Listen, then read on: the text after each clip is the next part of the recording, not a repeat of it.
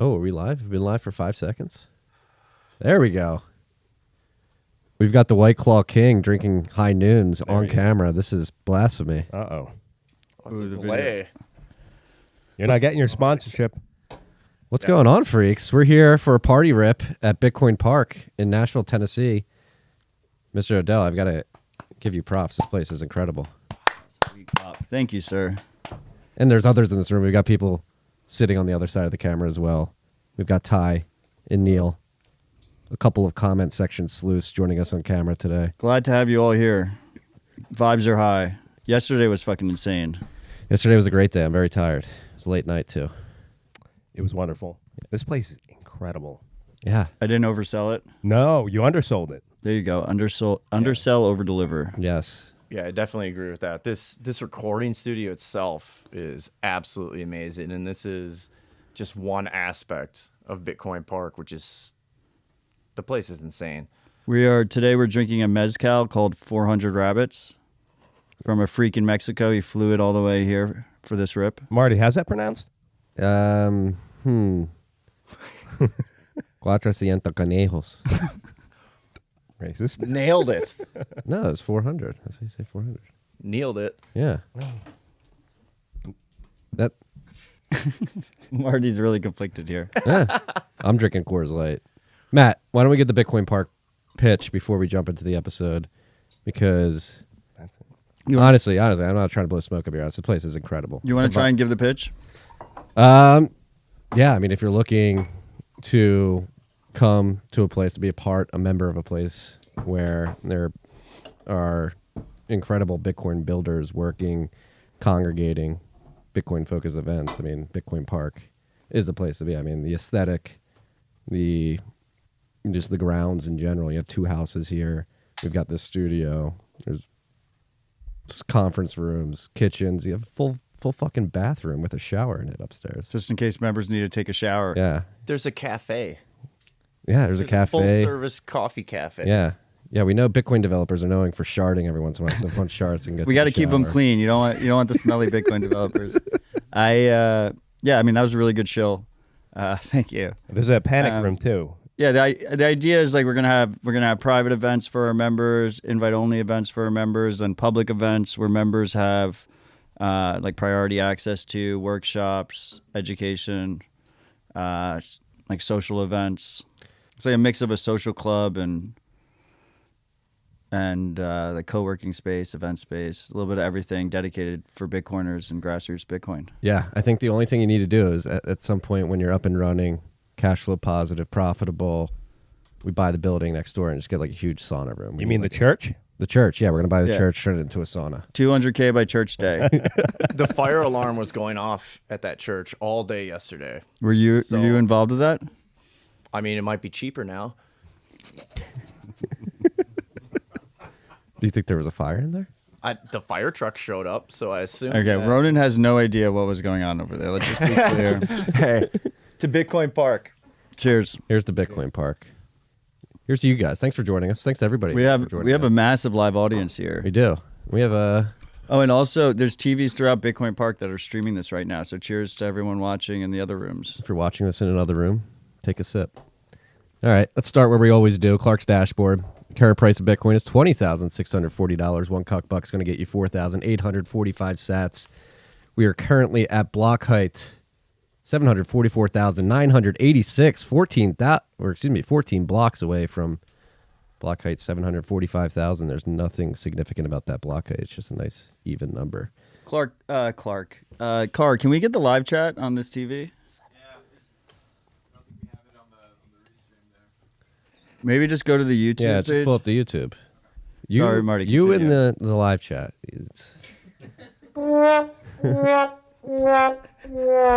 We are 934 blocks away from the next difficulty. I've gotten adjustment, Marty desensitized to the soundboard. It's only been 2 weeks. which is estimated to be on July 21st, 2022, which will be exactly a week from now, next Thursday.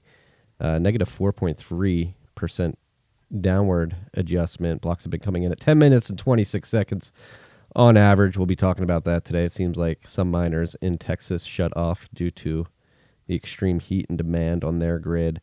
Samurai Whirlpool is currently sitting at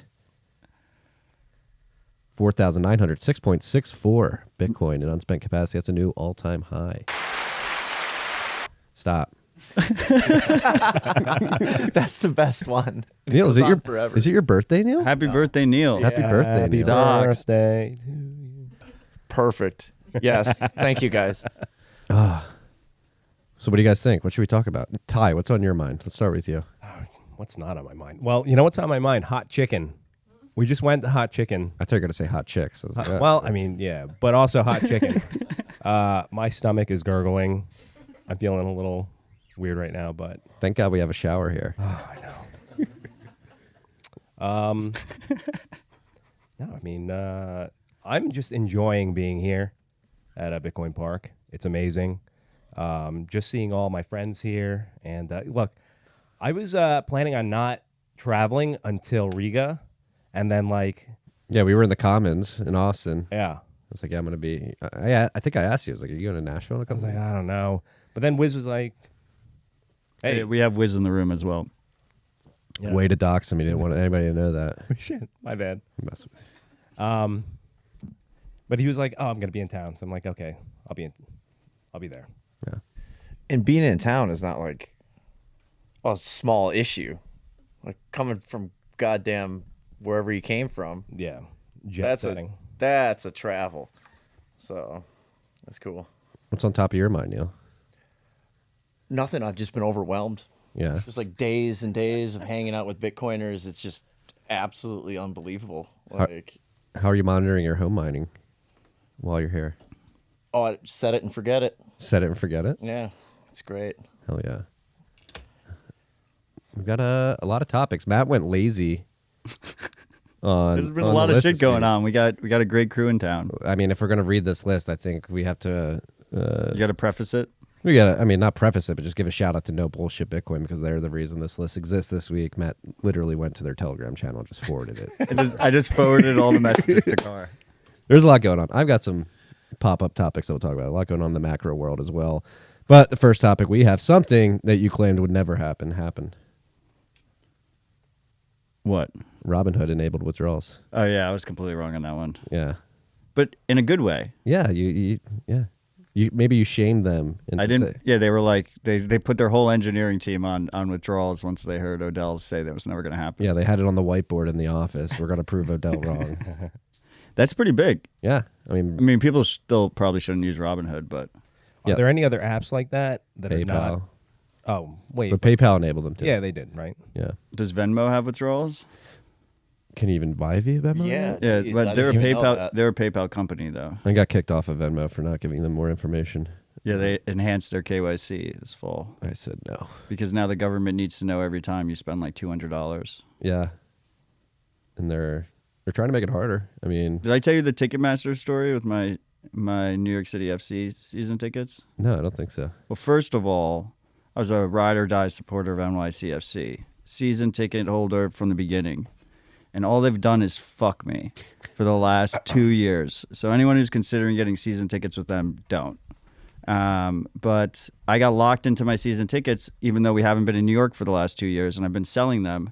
And I basically sell them at cost. I sell them for like $1 or $2 more than the tickets cost me. And Ticketmaster needed full KYC information for my $2 worth of income. What? Did you give it to them? Yeah. The season tickets were a little bit expensive. Yeah. Because it was $2 of income, but it was so like the tickets were like $40 a pop. I was selling them for $42. So they were holding my $42 hostage, even though it was $2 worth of income. Well, I mean, you still have those like NYCFC shitcoins too, right? Like, Oh yeah, I have a bunch of shitcoin credit, like ticket credit, yeah. and I can't even use it to buy merch. I got banned from PayPal for selling Dogecoin on eBay. How did you sell Dogecoin on eBay? You list it as Dogecoin. You tell them how much, because there was no way to get it at the time. And Were you mining it? No, I was just buying it off some Russian scammer, but showed up in my Dogecoin wallet. I had like 1 million Dogecoin at one point, just selling it off on eBay. PayPal froze my account, $700 still in there. Can't go back. Well, you were essentially creating an illegal exchange using their service. For the record, no. But anyway, back to the Robinhood. Props where props are due. Good to see it. You can deposit and withdraw. Yeah. We're big props where props were due. Matt swore that they would never do it. They did it. Check the tapes. Check the tapes. But still don't use it. Yeah, still don't use it. I don't know if you can take it off. I mean, Robinhood trades against their... Oh, yeah. They have like a malicious business model. Well, they don't trade. They sell their trading data to Citadel. Who then trades against yes, you. that's the... Which is almost worse. It'd be better if they just traded against you themselves. Like, at least they do the work themselves. Yeah, the FTX model. That's what you should do. What's the rake on Robinhood? No idea. Well, they do 0% fee, but then they sell all your trading information, so you get front run by the big trading firm. But then did they charge you to transfer it out? I have no idea. Oh, yeah. I imagine they do. Neil, make a Robinhood account. We'll have you back on the pod. We can go through the whole fee model. All right. Yeah, I could probably do one right now. Oh, no. Yeah, what else sells fractional like Square does? You can do it in Cash App. What? Fractional stocks? Yeah. I think there's others out there, but I remember when that was like a big bragging point of Bitcoin, that you could buy a fraction of a Bitcoin, but not a stock. yeah, no more. You can buy a fraction of a stock now. How does their business strategy work? Like, if I want a Berkshire A, but I only want $10 of it, like, is it just like a derivative or something? Or I don't know. You might not have access to Berkshire A. No, I think. Wait, you don't actually own the stock though. You just own like a paper claim to like exposure, right? Yeah, to their To the price. yeah. I think none of us have any idea how it Yeah. works. I'll listen to us. bunch We're of wrong. Bitcoiners sitting around talking about What are stocks, Selling like we know Dogecoin This on is actually- eBay, selling wait, we're not city going back. tickets. We're not gonna We're not gonna. This is revisit this is a Wall Street Bets podcast now. We're gonna take it to the man by buying GameStop stock. Can we say the R word? You can say whatever you want, Ty. Retard. All right, Blockstream. Mess with you. Blockstream research. This is cool. I wrote about this in the bent last week. They released a blog post that essentially announced that they've made significant research on their half-aggregation of BIP 340 signatures. So this is research that is getting us closer to something like cross-input signature aggregation, which is enabled by Shore signatures and Taproot, and this would help, purported to help, theoretically may help with privacy scalability of Bitcoin due to the way the signatures are set up. So this seems to be material progress. They've created this is like the first ever official specification for something in the BIP process, I believe, if I read the blog post correctly. But this is something that, and while everybody was flinging shit at each other last week on Twitter, Blockstream sort of dropped this under the radar. And I think this is actually something pretty significant in terms of signal in the Bitcoin development world. Well, the key thing, I think, it reduces the amount of data you need on chain, right, for the transactions. Yeah. Yeah, you can combine signatures, so that makes less data, I believe. But this is it's not the same as what's constantly hyped, which is cross-input signature aggregation. Yeah, it's I believe it's a stepping stone towards that if we want to get that. I have no idea, but my pay grade. Yeah. So shout out to the team at Blockstream. But my understanding is like this is like an incremental improvement, right? It's not like something. Yeah, and it's just research. We're like, hey, the research is here. We made official BIPs for it. We're sharing our research. We need review. We need testing. So yeah, this would. Let's see this for a second. We could cut down the size of transaction. Yeah, so aggregation applied to the Bitcoin consensus protocol could cut down on the size of transactions multiple ways. Bitcoin script opcodes requiring multiple signatures could take single half aggregate signature instead. Transactions could have a single half aggregate signature instead of one signature per input. Since half aggregation is non-interactive, I think that's important. Block producers could aggregate transaction signatures into a single half aggregate signature per block. So My favorite part of the show is when Marty just blindly reads blog posts. That's why I come back once every week. You know, there's some freaks out there listening saying, now it makes more sense. I don't think so. There's two. Ooh. We have, Neil, were you a Compass customer? No, I was a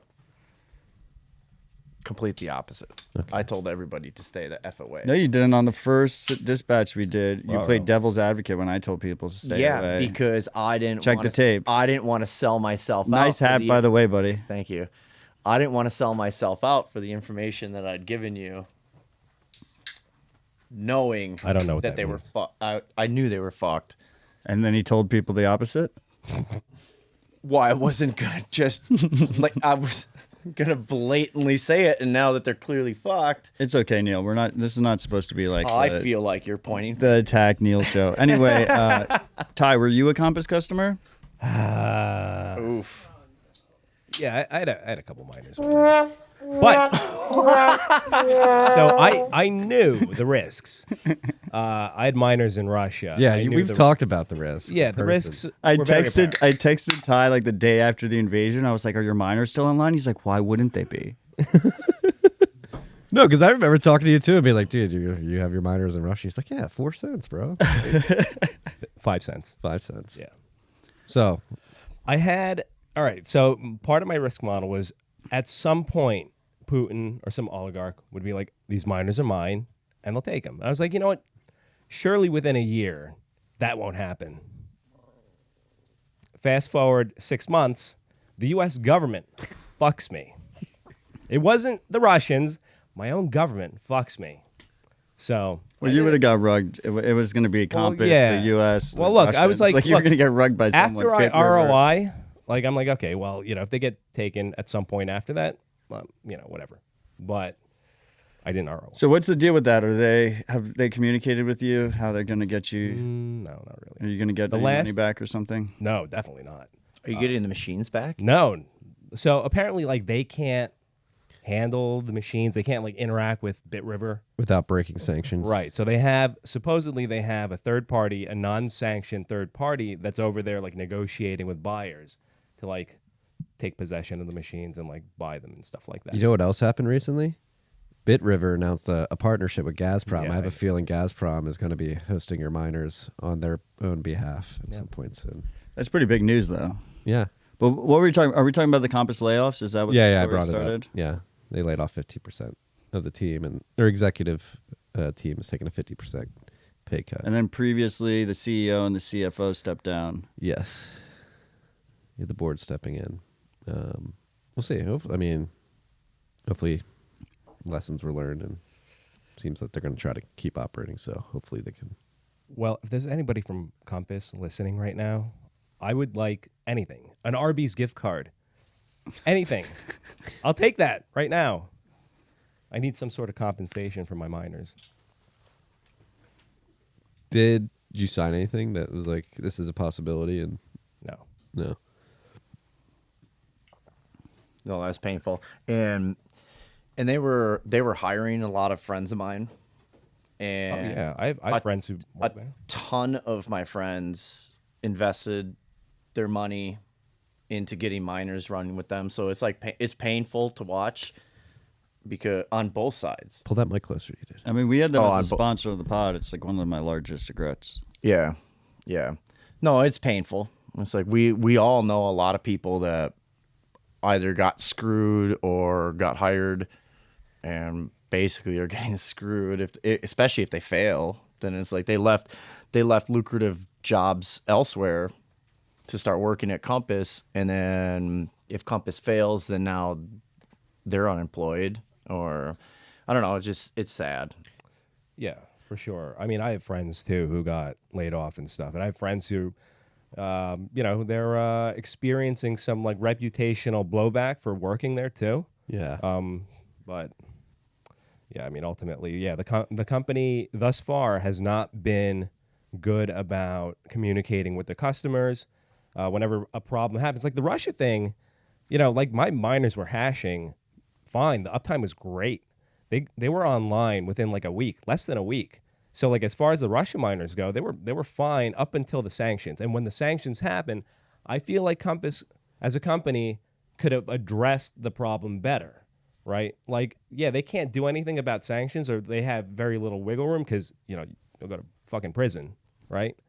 But they could at least have, been like very transparent about the process.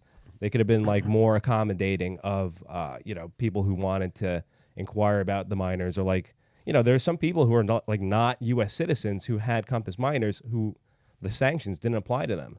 So they could have gone to Bit River themselves and like negotiated something, but Compass didn't let them do that. I mean, also, like, Wait, it was a couple explain that weeks. again? What was that? It was a couple weeks before they rugged too, and I remember like the Compass was like, "Oh, everything's fine. Like, don't worry about Yeah, it." as soon as the invasion happened, they should have Right. been like, They should have been like that. Yeah, They're yeah. leaving.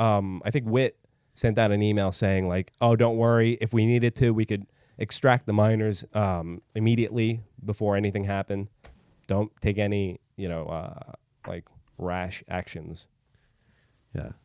Well, then, so what happened? What happened right after that with it was Quebec, right after the Russian thing. Yeah. The Quebec location like sent out an email saying, "Oh, we're shutting down operations." I never heard anything more about that. Well, they had to move those units elsewhere, and I'm not sure what happened to them. That I don't pay attention. I don't know anybody that had anything in Yeah. Quebec, so I don't know. I just saw the emails that customers were receiving Right. that were saying that that's what was going on. So Yeah. Yeah. Yeah, Neil, be closer to your mic, bro. sorry. The people want to hear you. The freaks want to hear you, Neil. But Ty, explain that thing again. Like, so there was Yeah, they're non-U.S. customers customers, who are not in the U.S. So the sanctions are U.S. sanctions, obviously. right? So They're not. if you're they're not like G7 sanctions. It's not- they might be, but they have Compass has customers in like other jurisdictions, and if the U.S. sanctions don't apply to you as an individual, you could go and get those miners back, right? Because you can interact with Bit River. yeah. But I don't think Compass was, Allowing them to accommodating interject. that. Yeah. Yeah. Yeah, it's messed up. Well, like we've said, I mean, we have friends that work there. We know a lot of good people that work there. It is a shitty situation. Yeah. But they have new management, apparently, Yeah. for what that's worth. Yeah. Hey, here's to hoping for all sides that they can right the ship. I think I'll be waiting on my Arbys gift card. you know you're gonna get an Arbys gift card now. I hope so. It's like $10. They're gonna give you an Arbys gift card, and they're gonna be like, come out in 3 months, be like, hey, we were able to re-gift everybody their Asics. Not Ty already got his But retribution. Ty got his settlement package. Ty signs an NDA for his $10 Arbys gift card. I mean, this next topic is not surprising at all. China police database was left open online for over a year, enabling a leak. I think it was like 1 billion people or something crazy. Names, social security. Well, they don't have social security numbers, but like their version of that. Email addresses, phone numbers, home addresses. For 1 billion people. I might be wrong about 1 billion, but it's some crazy number. You want to just read the story? No. Cybersecurity experts say error allowed theft. Nearly 1 billion people. Yeah. They literally just had it on a website 1/8 without a password. 1/8 of the whole planet. Just completely doxed. I mean, this is just another perfect example that when you have these government-mandated surveillance policies, they do the opposite of protecting their people. They put them at risk. I mean, in China, I don't think they say, like, we spy on you for your own benefit. But in America, they do. Yeah. In China, they're like, we just spy on you because fuck you. We want to control you. Here, it's Yeah. like, hey, no, we're to serve and protect you. At least they're honest about it. We're going to make you cattle herd yourself through this TSA checkpoint. Let us pat you down for your own safety. We think you have bombs in your shoes.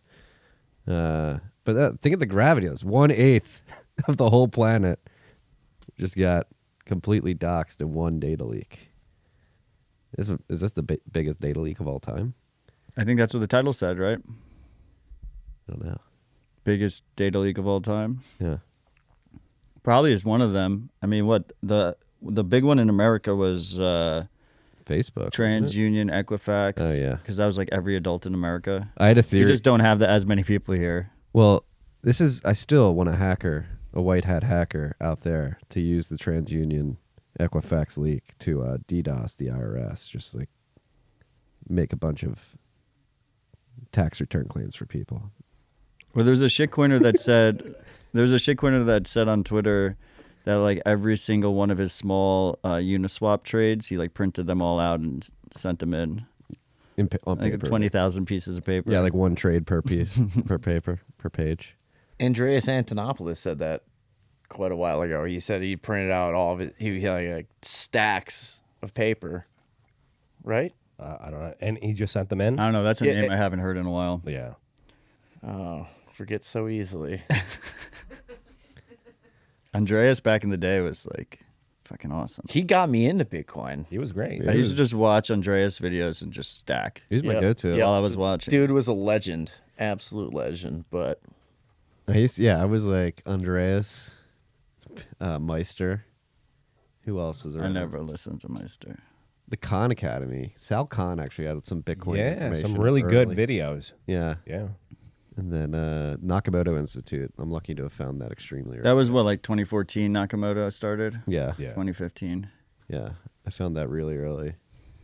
And then the Bitcoin show with like Vortex and those guys. I Yeah, watched shout it. out to Vortex. He went dark. He just stopped doing. I think he's still active online. He just doesn't do his show anymore, right? No. No, he doesn't tweet. no, I don't see him. I don't see him on Twitter at all anymore. Well, good for him. When are we gonna do that? Maybe I'll have that one day. I'm looking to get banned off Twitter. Like It's gonna be a Alright. spicy episode. Car, let's go to his Twitter page. and no, see. no, No, no, please let's no. not Yes. let's not get him banned today. No, we need to go through your tweets Oh and, no. and help critique you on how to get banned. Like what you can Let's try and cancel Tide at night. All right. So did you guys hear about the Hunter Biden leaks this week? Did you Car, I got a Telegram channel. I want you to pull up on the screen. Marty, how many penises did you look at this week? Only one, but I saw many pictures of it. those pictures were pretty crazy. Ty looked too. Do not pull the Hunter Biden photos up. I Bart. literally don't know what you guys are talking about. Oh, dude, 4chan. There's got like it. 500 gigs of iCloud data got leaked. I mean, if we the information that was on there that actually pertains to the show in terms of hey, we're anti-corruption, like the political class, whatever you want to. And one of the things that leaked was that he was a subscriber to Rabbit Hole Recap. Yeah, that too. Listened a lot. But so seriously, like all the conspiracies about the laptop, just Well, so this wasn't a laptop. This was his iPhone, which Well- probably had some cross. If he has a Mac, it's probably both, right? Yeah. Well, there was a video of him weighing out like crack. I did see You saw that, right? I saw a clip of him like 40 some grams of crack. That's what everybody's talking about, like him and his dick pics and stuff like that. That stuff, it's disturbing. It's Nobody's talking about his dick pics. Just today on this show. It's the first time I've heard that. This is news to me. well, you were going to the wrong sources, sir. No, but the crack use and like the dick pics and stuff, that's all very sad and depressing. But they did have access to voicemails, one of them being from Joe Biden himself, that alluded to some like collusion between them with some business dealings in China. Is it true that he had Biden in his phone as Pedo Peter? Yes, I pedo did see Peter. that too. Is it That pronounced the pedo? only other thing I saw. Pedo. I think in the Tomato, UK, tomato. Yeah, in the UK they say pedo. Here it's pedo. But You just said the same word. yeah, Can we put this to bed? Is it plebe or pleb? Pleb. I It's say pleb. pleb. Okay. Wow, did you But- just get overruled? Were you going to say plebe? Because you just don't looked know. at us angry. No. I choose depending on my audience. When I came up learning Latin, when you would talk about Latin's a scam. they'd be plebeians. They would be plebeians. In So that's why I say plebe. Yeah. But then I don't say it. I thought it was plebeian or plebeian. plebeian. Hmm. Again, it's tomato. I don't think it really matters. Okay. It's pleb. So Latin's a scam. there's 4 people here. It's gonna be an easy vote. Bitcoin or Bitcoins? Bitcoins. Bitcoin. We know where Matt stands. It's obviously Bitcoin. 3 to 1. Marty, as This a is freak, this is an unfair. as a 3 to freak, 1. as a freak once said to you, Marty, why is it not called Bitcoin's Commons? Oh. Bitcoin's commons. Why is it just Bitcoin Commons? Why is it a ball pit, not a balls pit? I don't know. I don't know about ball pits. Yeah. Because the plural of ball is ball. No, it's balls. See, I got you there. That's a good point. Yeah. That's a good. You're still wrong though. This is the one thing Marty agrees with the Fed with. Oh, I don't think you had that on the list. Maybe we should bring that That up. was like 2 months ago. No, the Cleveland Fed wrote a paper on the Lightning Network. And what was the plural of Bitcoin in that paper? They said Bitcoins loaded up to the Lightning Network are making the Bitcoin network. What was the verbiage they use? I think they're saying like the Lightning Network is, by their definition or their observation, turning Bitcoin into money, which is really interesting. I haven't read the whole paper yet. But Well, that sounds interesting. But just real quick, we had 3-1 on Bitcoin this versus is- Bitcoin. This is right? a very, very small sample. Okay. Well, what about here? Raise your hand if it's Bitcoin. Okay, we have a full agreement. Full agreement on our side. Marty is in the only audience. person in the room that didn't raise his hand. I'm gonna die on this hill. Even Carr raised his hand back in the producer room. Satoshi called them Bitcoins. Carr doesn't like when the parents fight. This is the Nakamoto Institute rubbing off of me and all their Yeah, they do literature. Bitcoins. I mean, look, Bitstein's right about most things, just not this thing. Also, Satoshi said Bitcoins, but Yeah. he was also wrong. He's not So did infallible. So did Hal Finney. Also, could be wrong. Not infallible. Craig Wright uses Bitcoin. No, he doesn't. Yes, he he does. definitely uses Bitcoins. Where the hell has Bitstein been? He's been chilling. I've seen him in Austin. Yeah, He's around. He's around still. Yeah. God, I miss that guy. I mean, Noted is they're like They Firing restarted. it back All it up. took was a bear market. They've been recording in the Commons every once in a while. yeah. Yeah, Michael's I mean, there's nothing better than Bitstein and Pierre in a bull market on Twitter. Bitstein particularly. So how do you feel, Marty, being in the best recording studio at Bitcoin? We're not in Austin. No, this is pretty sick. Yeah, Feels sweet. good. Better soundproofing in here, that's for sure. You got to Fucking get one of these. ridiculous. Well, explain the history of this. Like, it's pretty crazy. What It was a country band had this place. Can we name which one, or is that too? the Florida Georgia line? Yeah, Yeah, and then they broke up and we got it. they were like a pop country band. Right? Yeah, pop country. I can't believe they own this whole thing. I had never heard of them, but apparently they were pretty big. I never knew their name. I was like, "Who is this?" And then we were It's in the, two people. Yeah, we Two were in the guys. car yesterday, and somebody played one of their songs. You'll recognize this. I was like, "Yeah, I do recognize that." Sounds like a song I'd hate. It's good music. And look at Carl over there. He's got his own little producing studio. I can't even see him. They're all the rooms here are all sound treated, but this one's like the most. This is the main studio. Yeah. But there's like 6 different studios. They have like XLR breakout boxes, so they could all play music in different rooms, and they all could go down to the producer or whatever. And they could hear it too. Yeah, all wired separate. through the walls. This place is crazy, man. Fucking insane. Like you can like talk about it and like describe it in words, but that doesn't do it justice. at They all. did all this soundproofing by hand. I presumably not the band, but someone did. No, the band probably got their hands dirty. You know, they gotta perfect their soundproofing. Maybe they wrote a song about it, shaping styrofoam by hand.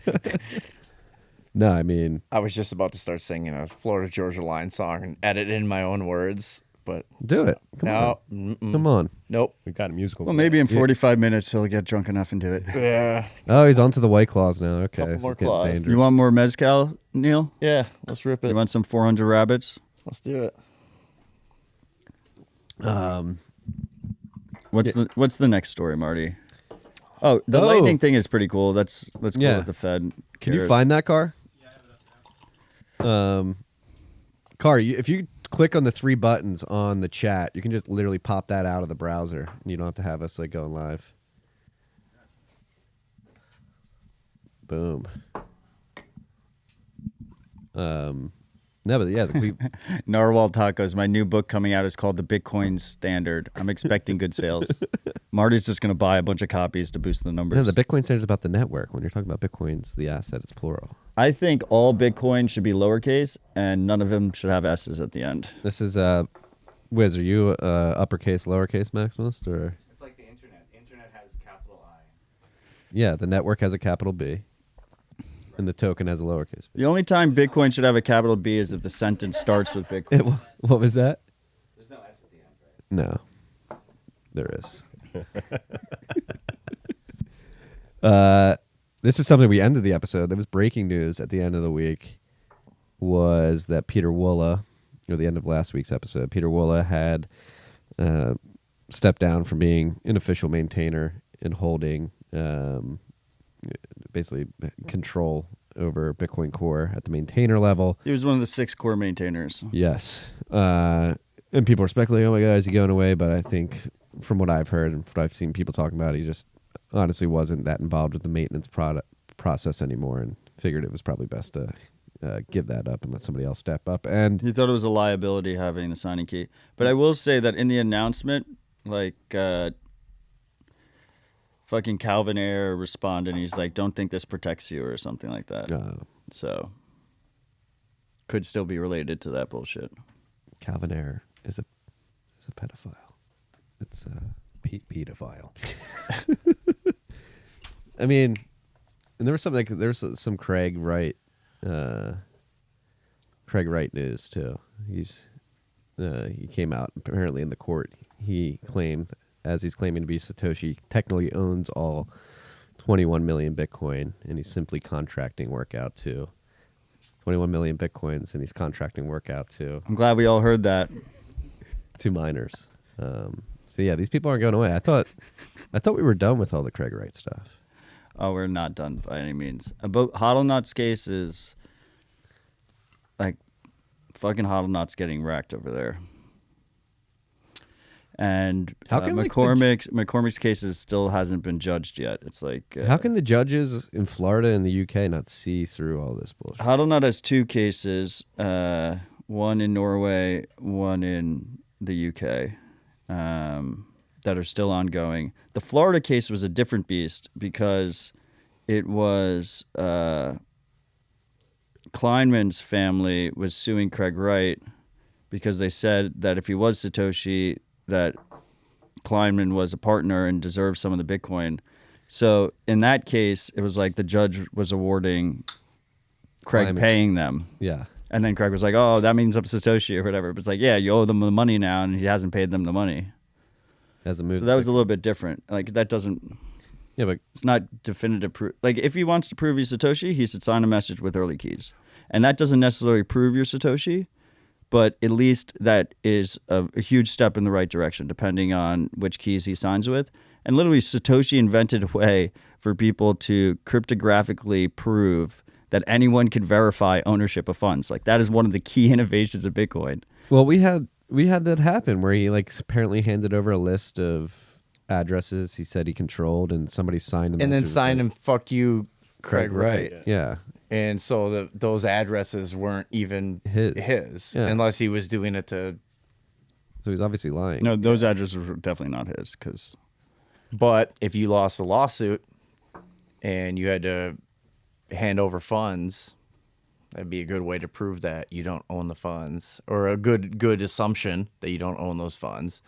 You just sign it yourself, saying "fuck you, Craig Wright," and But he's telling everyone he owns the funds. But he doesn't want to give them the climate as well. So now he's just like messing with No. Do not give them the 4D test.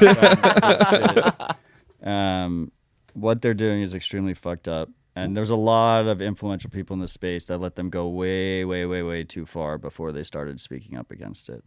What do you mean? Like, the reason it got this bad was because people were like, oh, you got to give him the benefit of the doubt. Like, he could be Satoshi, blah, blah, Who was blah. saying that? Well, the big one that comes to mind to me is Selkis. Fucking But there was a Selkis. bunch of them. I mean, what year was that at? though? like, Roger can go fuck himself, but like, Roger was, remember, we're all Craig Wright when he was doing until Craig then forked his chain, I forgot about because that. Craig was supporting BCH, Bcash, so all the Bcashers were like, yeah, like, he must be Satoshi, we're with him. And then he made his own fork of Bcash, and then they were like, no, he's not Satoshi. Yeah. I mean, it's like whether it's Craig Wright, Mashinsky, Do Kwon, like looking at these people like on camera in interviews, like this person's obviously like a grifter. Like, why is anybody putting up with any of these people? I'm pretty sure you can 51% BSV right now for like $4,100. That's it. Yeah, and it's nice hashable. Well, they've been Like getting. you can rent the hash rate 41% or 51% attack it for $4,100 for an hour And right now. Do people do that? Does it happen? It has been 51% attacked. Like It hasn't been successful though. no, It hasn't destroyed the chain yet. it hasn't destroyed it, but they had like a massive reorg, didn't they? Like Yeah, a they 200 did. block, Yep. something like that. Yeah, it was like a couple months ago, I think. Oh, okay. Oh shit! Really? Yeah. Yeah. Oh, well, that's Yeah. awesome. I didn't see that. Me and Tarantula don't know anything about that. There's a. I mean, that's Matt backs away from his microphone. I'm a professional, bro. I thought I thought we'd see way more of those Yeah, that's what I attacks was just during gonna the bring fork up. wars. Like that shit really excites me. But there was no game theory There attacks. was no short selling of it. So like if You it couldn't was, profit off of it. It was just for fucks. It was a grief. If it, I am assuming that it was a grief attack that they did. Like they were just griefing on them. You They, assume like- that, yeah. Yeah. So I mean, when you talk about with Bitcoin and Bitcoin Cash, they use the same hashing algorithm. So the miners for Bitcoin could also mine a secondary chain, and when you have that situation, the weaker chain is always vulnerable to the miners of the stronger chain, and you see this to a lesser extent for chains that are GPU miners or CPU miners because they're not dedicated to one chain. So technically, whichever chain is the strongest, most valuable chain of that stack is the only one that's secure in that stack. Everything beneath it can get attacked, and we just really didn't see the level of attacks that I expected on both sides. Like there was a portion time there in 2017 where I thought like Bitmain and Jihan would just I mixed his two names together. Jihan would move all their hash over to Bitcoin, even though it wasn't economical to attack it. I think they would did. just do it. I don't know moved if a it was lot. all their hash, but they did move a lot of hash. They moved some. He Yeah. pussyfooted it. He didn't do the yeah, full he thing. should have gone. Like he all the indirectly way. controlled about like 60% of the hash at that point. Did. And he could have just forced Bitcoin to change the hashing algo, but he never forced our hand there because he didn't want to kill the golden goose. So actually the game theory kind of worked out. But anyway, to Neil's point, so you fuck up the chain, and what can you do if you fuck up the chain? You could either denial a service so no one can make transactions, or you can reorg it. And if you reorg it, the profit motive is you basically send whatever that token is to somebody, and then you reorg it so you never sent the token to someone and you steal their money. But if exchanges aren't accepting the token, or they're not letting you short sell it, then there's no direct way to profit from it. Yeah. And there's like going back to imagine. I mean, it's a big hypothetical, but like if Bitcoin forked before anybody discovered amp lead, and Bitmain basically had that backdoor, was able to like brick all the people who were going to mine on Bitcoin and then shift his hash rate. Well, when over did they to Bcash. discover Amplead? Like 2016 or 2015? What was that? I think it was 2016. Yeah. Yeah. And Amplead basically allowed Bitmain to turn off any miner at will. Remotely. Yeah. Yeah. And then Bitmain also had the other. Yeah, the where they could They got like 30% more hash. than hash their rate customers. that they were Basically. allowing their customers, Basic. and then they were mining on the machines before they were even selling them.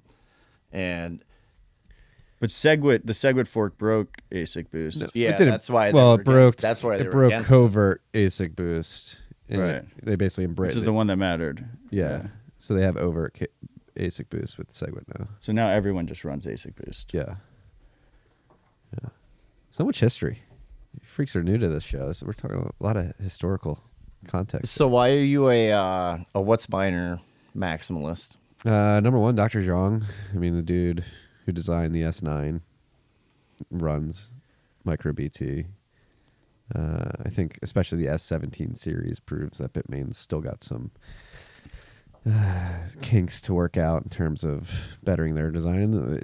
You run them, don't you? Like they're Yeah, no, I only run Whatsminers. yeah, they're tanks, dude. Well, He was just testing you, and then he was going to tell you the real reason. well, I'm also ideologically aligned with Whatsminer, like Agreed. Yes. because Bitmain has been a bad actor in the space. And then when I got into mining was when they had the like the civil war between Jihan and McCree and yeah. So like who knows where that company was going to end up after that, and who knows what their production products, like anything that they were going to bring into the market. Like, I mean, that only got resolved recently too. The whole like Mikri Jihan thing. That was years. Yeah. It was years of infighting, and then it's like, Well, that's why They had two different Bitmains, like Bitmain Well, Cayman Islands and Bitmain like Shanghai. Or something. Yeah, well, what happened was like it split up between the two of them. I think McCree had the manufacturing arm, and then Jihan had control of the design arm, and they were like fighting. That's why the S17 sucks so bad, because they just didn't have any cohesion. there was some crazy thing where like literally a lawyer walked in, Yeah, like a municipal building. grabbed a piece of paper off of the table, and now the other guy owns the company. Yeah. Like there's no like actual like, there's no legal anything. It was just like, I own your company now. Private- I have the title to your company. Private property rights in China, or like It's- capture the flag. It was like, literally. That's such a good way to put it. That was exactly what it was. And I was like, I'm not trusting my money with people like that. And then any guy that designed the S9 and he spins off and starts his own company, it's like, yeah, that's where my money is going. Yeah. You know? Like if he made the AK-47 of mining industry up to this point. yeah. How cool was it having the Whatsminer guys here yesterday? Yeah, it was That was sweet. cool. He dunked on the S9. He was like, everyone says the S9's the best, but the M10 was better. Yeah, more efficient. I never knew the M10. What the hell is an M10? I mean, it came before the M20, obviously. But No, that's not obvious because Their number scheme is horrible. yeah, I own a bunch of M50s. already? And then for months, dude. Yeah. Fuck you. And so the next model, That's not the right one. If you're going to use the soundboard, use the right sound, please. Oh, okay. I'm ready. you should hit the nailed it one. I don't have nailed it. Sorry, continue. You have M50s. Yeah. So then the next model that comes out, like M36s or something, and it's like, how did you go back? Oh, 14 I'm thinking numbers? of M50. Yeah, like Yeah, the water cooled one is not the M50. It's like- like the M36, I guess. I thought it was the M50 for the longest time. Here, I'll show you a picture quick. Yeah, The M50s look like M30. Yeah, they're the M30. same. They're the 800 same. By the way, Neil's holding a big bag of M50s if anyone wants to buy them off of him. I'm glad you said that, so I didn't have to. I'm showing Marty a picture of an M50 sitting next to a White Claw. yeah. What do you think of the M50? Don't know. I haven't plugged any in. I bought them just to sell them, and then the market went to shit Well, this is a terrible time to sell them. Why don't you just hold them for a few more months? because I have electric bills. God damn. What's the Do you think that's what's going to be a couple more months? Yeah, I mean, When does ASIC prices bottom out? like nowish? yeah. No way. Spoken like a true bag holder. It depends. Depends on. I mean, there's a lot of inventory. Those Whatsminers guys yesterday were a little afraid that prices are going to go lower. Yeah. Yeah, I mean, you think of Marathon, like, they're having problems with their deployment in Texas with Compute North. I think there's some regulatory issues with the hosting facility they're setting up, so that's delaying them. If the Fed hikes again, markets shit the bed.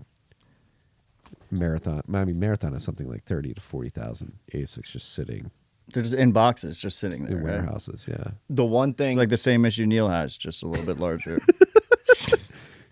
A mini marathon over here. God damn. This is just a Neil No, struggle. the- Neil the half marathon Ronin miner. I'm not running a half marathon. I wouldn't run to the door if somebody was shooting at me. I don't run Wow. Never?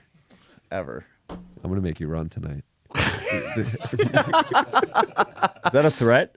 Yeah, no, That was a promise. I just picture that. I picture that scene from Wolf of Wall Street where he's like, "You want to smoke some crack?" And they go, "Let's go running." We will not be smoking crack, okay? I was not that heavily influenced by the Hunter Biden leak, okay? You have been talking about crack a lot today. Yeah, but going back to Whatsminer, it was great having them here. Last night it was really cool to learn about the etymology of Whatsminer. Oh wait, what's the etymology? In China, the word they use that means what also means like best miner, right? Best miner. Yeah.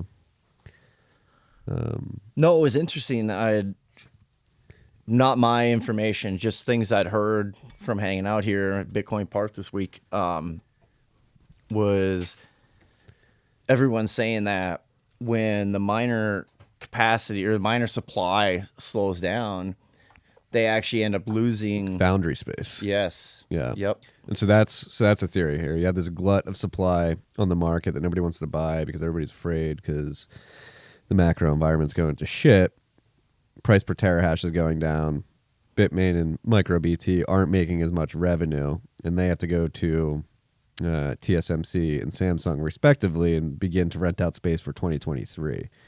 And since they don't have enough revenue this year because the price per terahash is low and nobody's buying, they're going to get less space on the foundry floors, therefore less chips, therefore less miners toward the end of next year, which means you could have this like slingshot effect on the price per terahash. It reminds me of like the oil being negative per barrel 2 years ago. Now at all-time highs. Yeah. Very good. No storage analogy. capacity for the oil, so then oil goes negative because you have nowhere to put it. Yeah. But what happens with the chips is somebody else fills that space, and then now they have a contract for that space. So you don't get that space in the future. It's gone. Like if you didn't take advantage of it or keep the advantage that you had on it, it's gone. The other thing that I've been watching is there is no way that all the leveraged miners have been liquidated yet. No.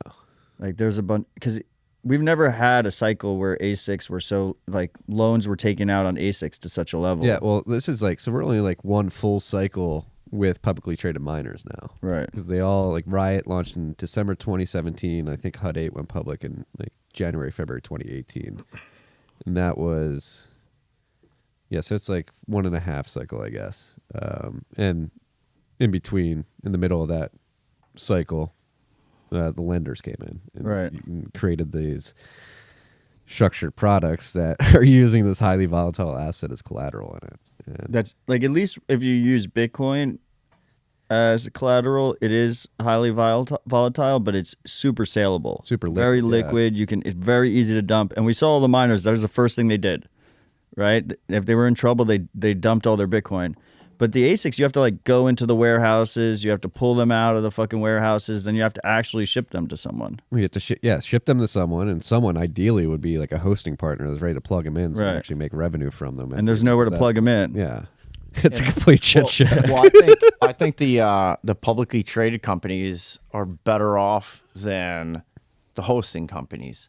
Somebody like Compass, because what happened with Compass is they've sold out contracts, and it was the same thing as like 2008. People just walked away from their mortgages because The house was worth nothing. the house was worth less than they owed on it.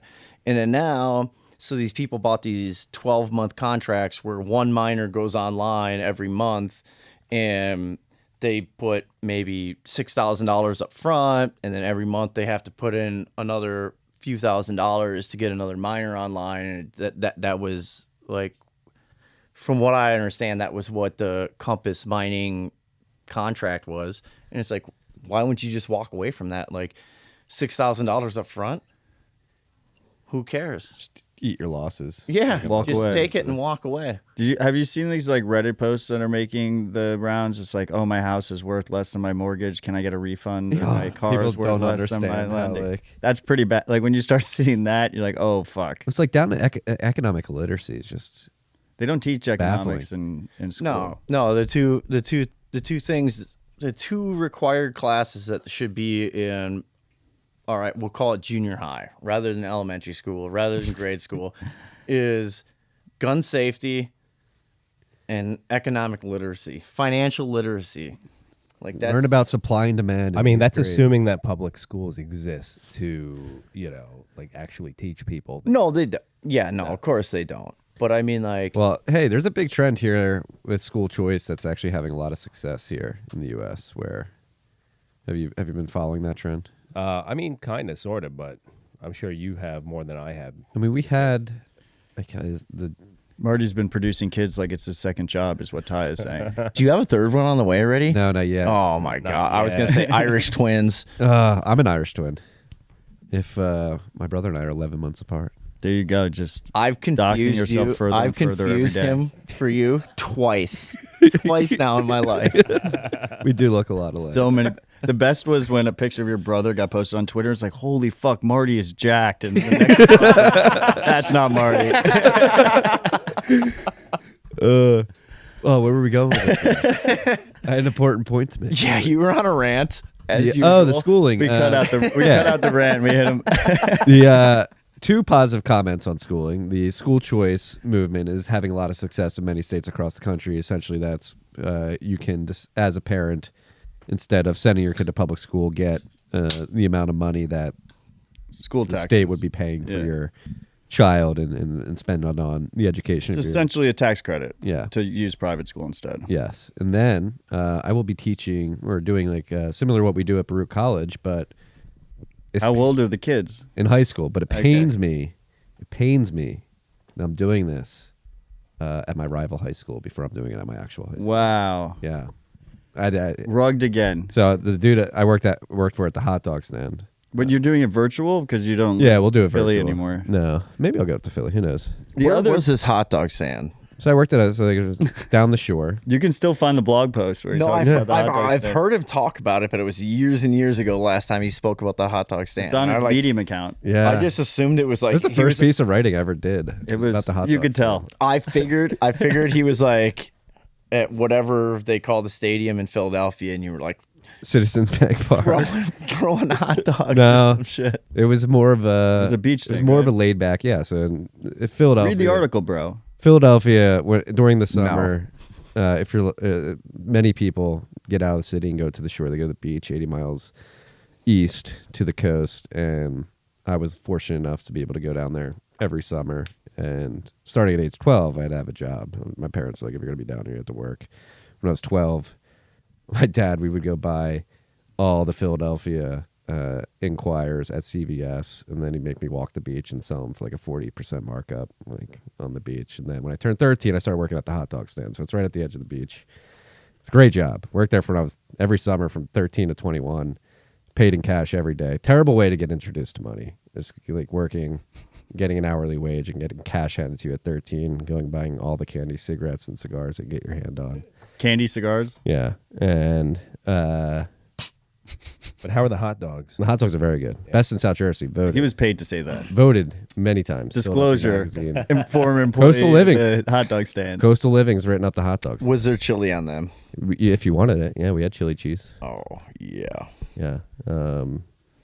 But my boss at the hot dog stand, he retired Oh, this is why it connects. and he got a job at his alma mater, which is my Rival high school's rival, and we are very close with each other. And he's teaching a basic business class in high Wait. school, like how to start a business and do all that. So your two favorite school trends are tax credits and that you're teaching. No, and that the point I was trying to make, we were getting to like what classes should be in high Okay. school, and there's a like business class in my rival high school. Like, hey, here's how you run and operate a business, and here what I'm going to come in and talk about. Oh, Here's so how you're they go. it's positive that they're yeah, doing investments this. and yeah, so it's like a good trend. Well, hopefully they don't see your Twitter. That's my boss follows the Twitter, so he knows. The other I big told him school I tre- wasn't going to get aggro on the stream. The other big The other big school trend I've seen is there's a lot of growth in homeschooling and unschooling. Yep.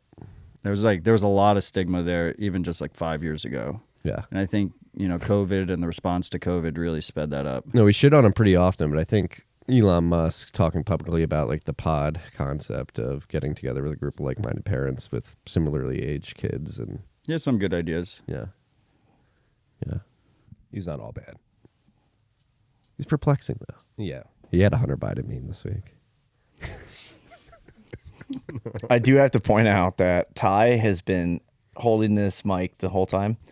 It is heavy as hell. He made me hold it for a little bit earlier. Shout out. Ty's jacked. It feels like a feather in his hand. True.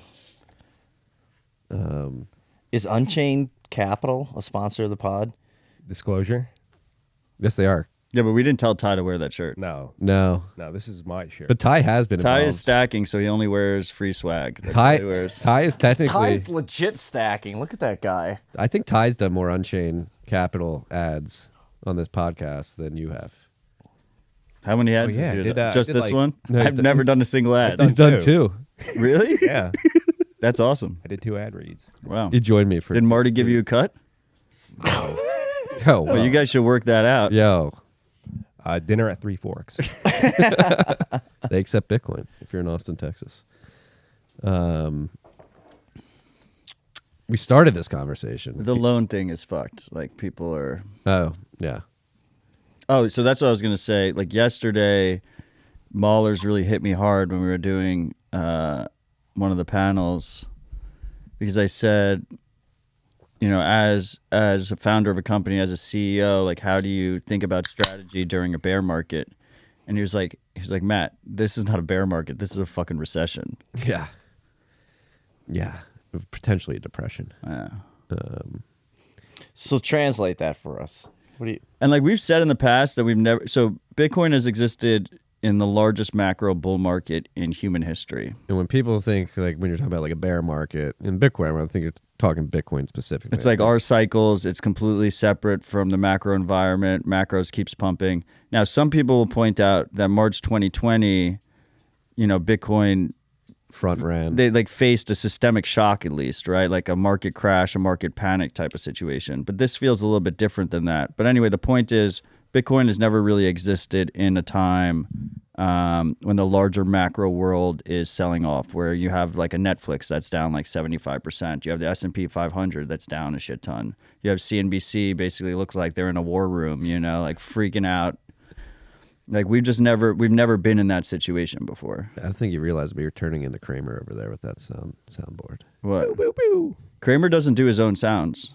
Yes, he does. He has the buttons that he slaps. Do you see that account that they do? I never watched Kramer, so I don't haven't even know what I'm watched talking it in about. years. But the reverse Kramer trading fund or whatever, Yeah, where they the just best performing ETF on the they're like market. outperforming the market by like 25, 30%.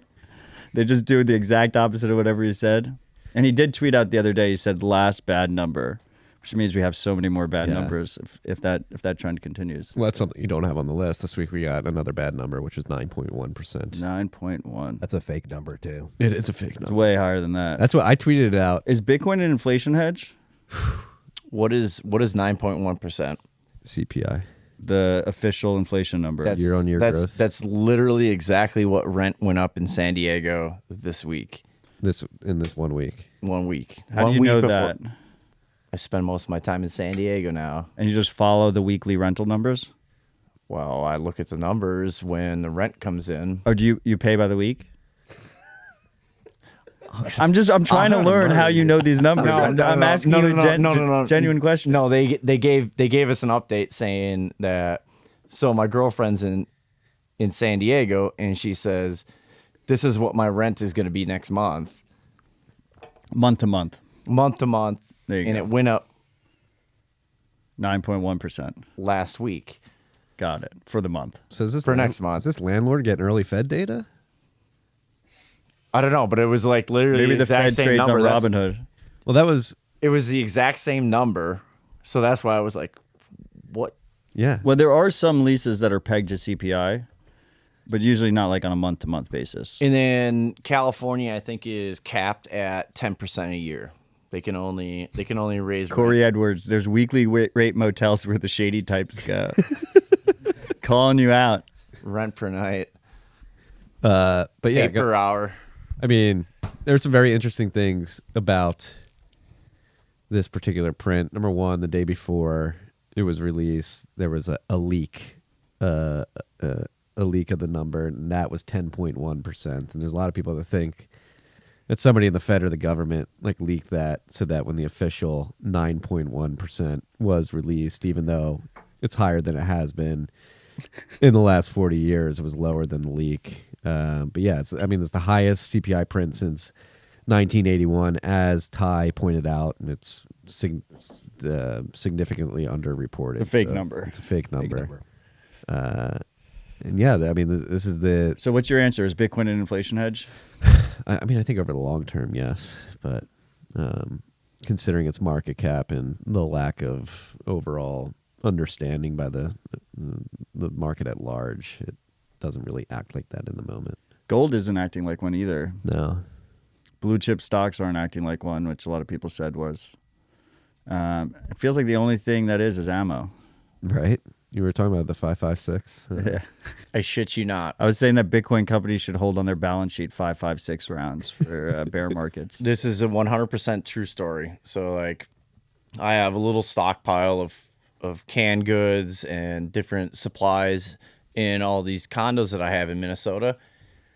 And I went to grab some paper towels out when I was there recently. I had a gigantic box of tampons, right? Okay. Tampons are as good as ammunition. Oh yeah, I've heard this. And they never go bad. And they never go bad. And like, you tell me a guy Stay humble, that, stack tamps. yeah, that doesn't want in the after times, a guy that doesn't want to make his girl fine, like sanitary. yeah, or Not like sanitary. Well, you right? can use it. You can use them for other things, presumably. bullet right? wounds. Yeah. Yeah, best thing to use for a bullet wound There you is go. a tampon. You just shove that in there. Anyways, I think the women in the room are looking at you like, "What the hell are you talking?" We have a good Doesn't matter. women diversity in here. yeah, and they're all. Well, we had two. Now there's only one. Just I said it before I looked. I looked around and I was like, oh, Oh, look, I don't assume your genders. yeah, guys. but only thing missing. Nobody stole my crates of Maruchan noodle or anything else. Any of my canned goods. Your tampon got jacked. Gigantic. Dude, you got to box. practice better tampon security. I mean, that was the last. You live thing and on my learn. mind. You Wait. got burnt. Who's sneaking into your stockpile? And jacking- That's what I'm saying. And why that? Do you have cameras there?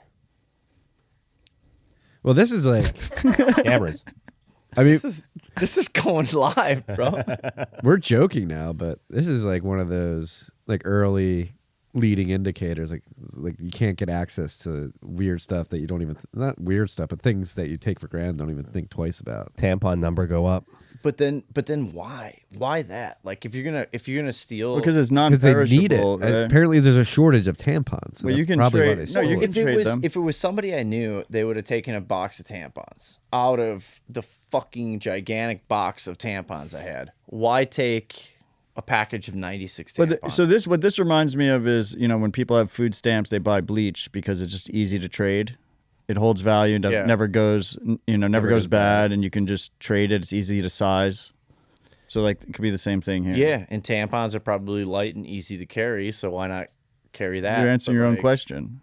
And bullet holes. You had the bullet hole thesis. God, I hope I don't get any bullet holes.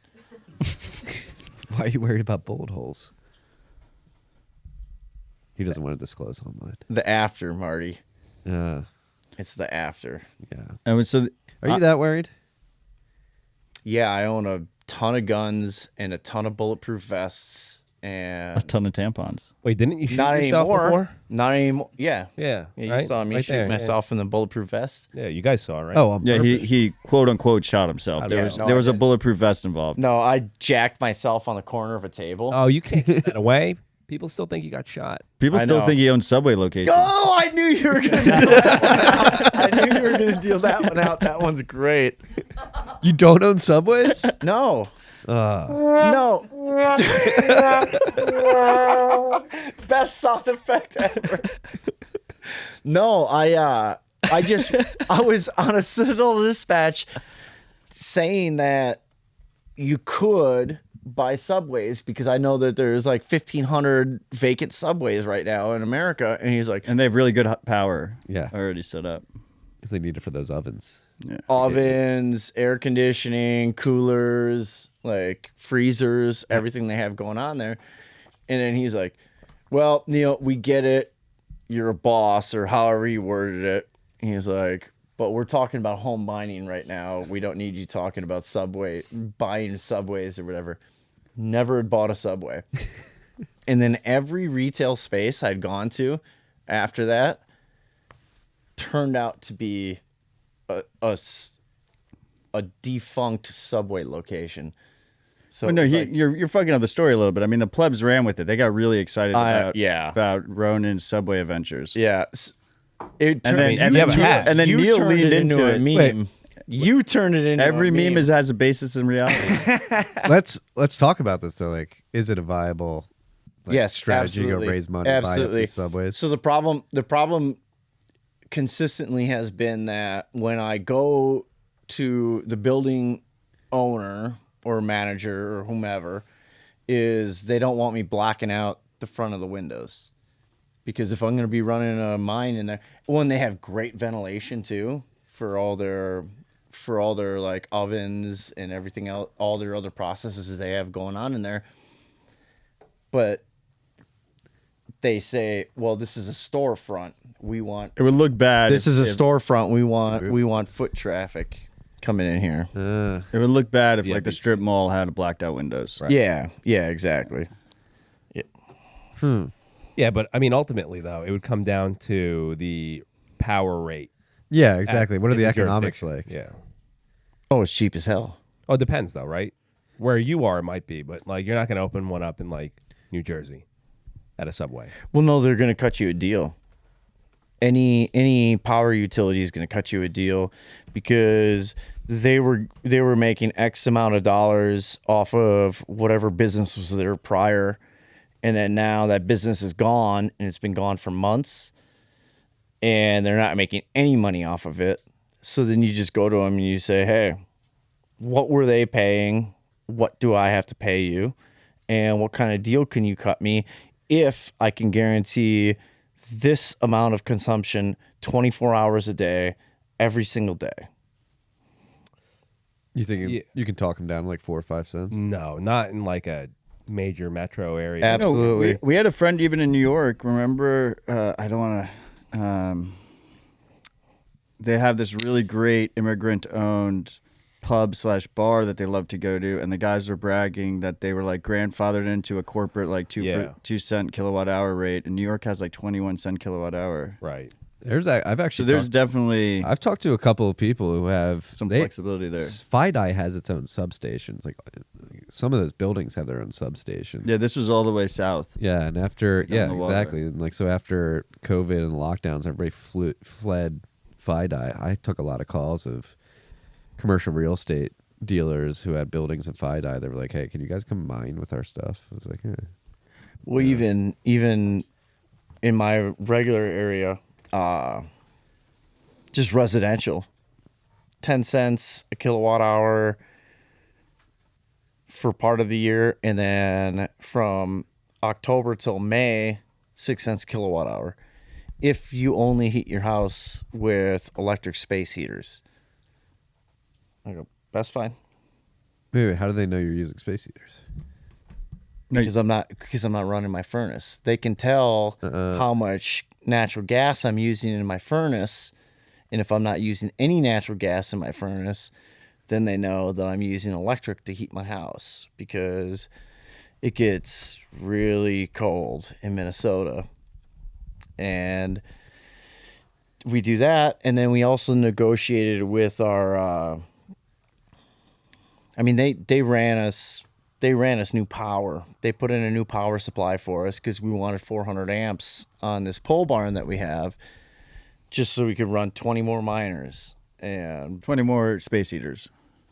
no, we didn't get the same break, but once we got into that, it was commercial power.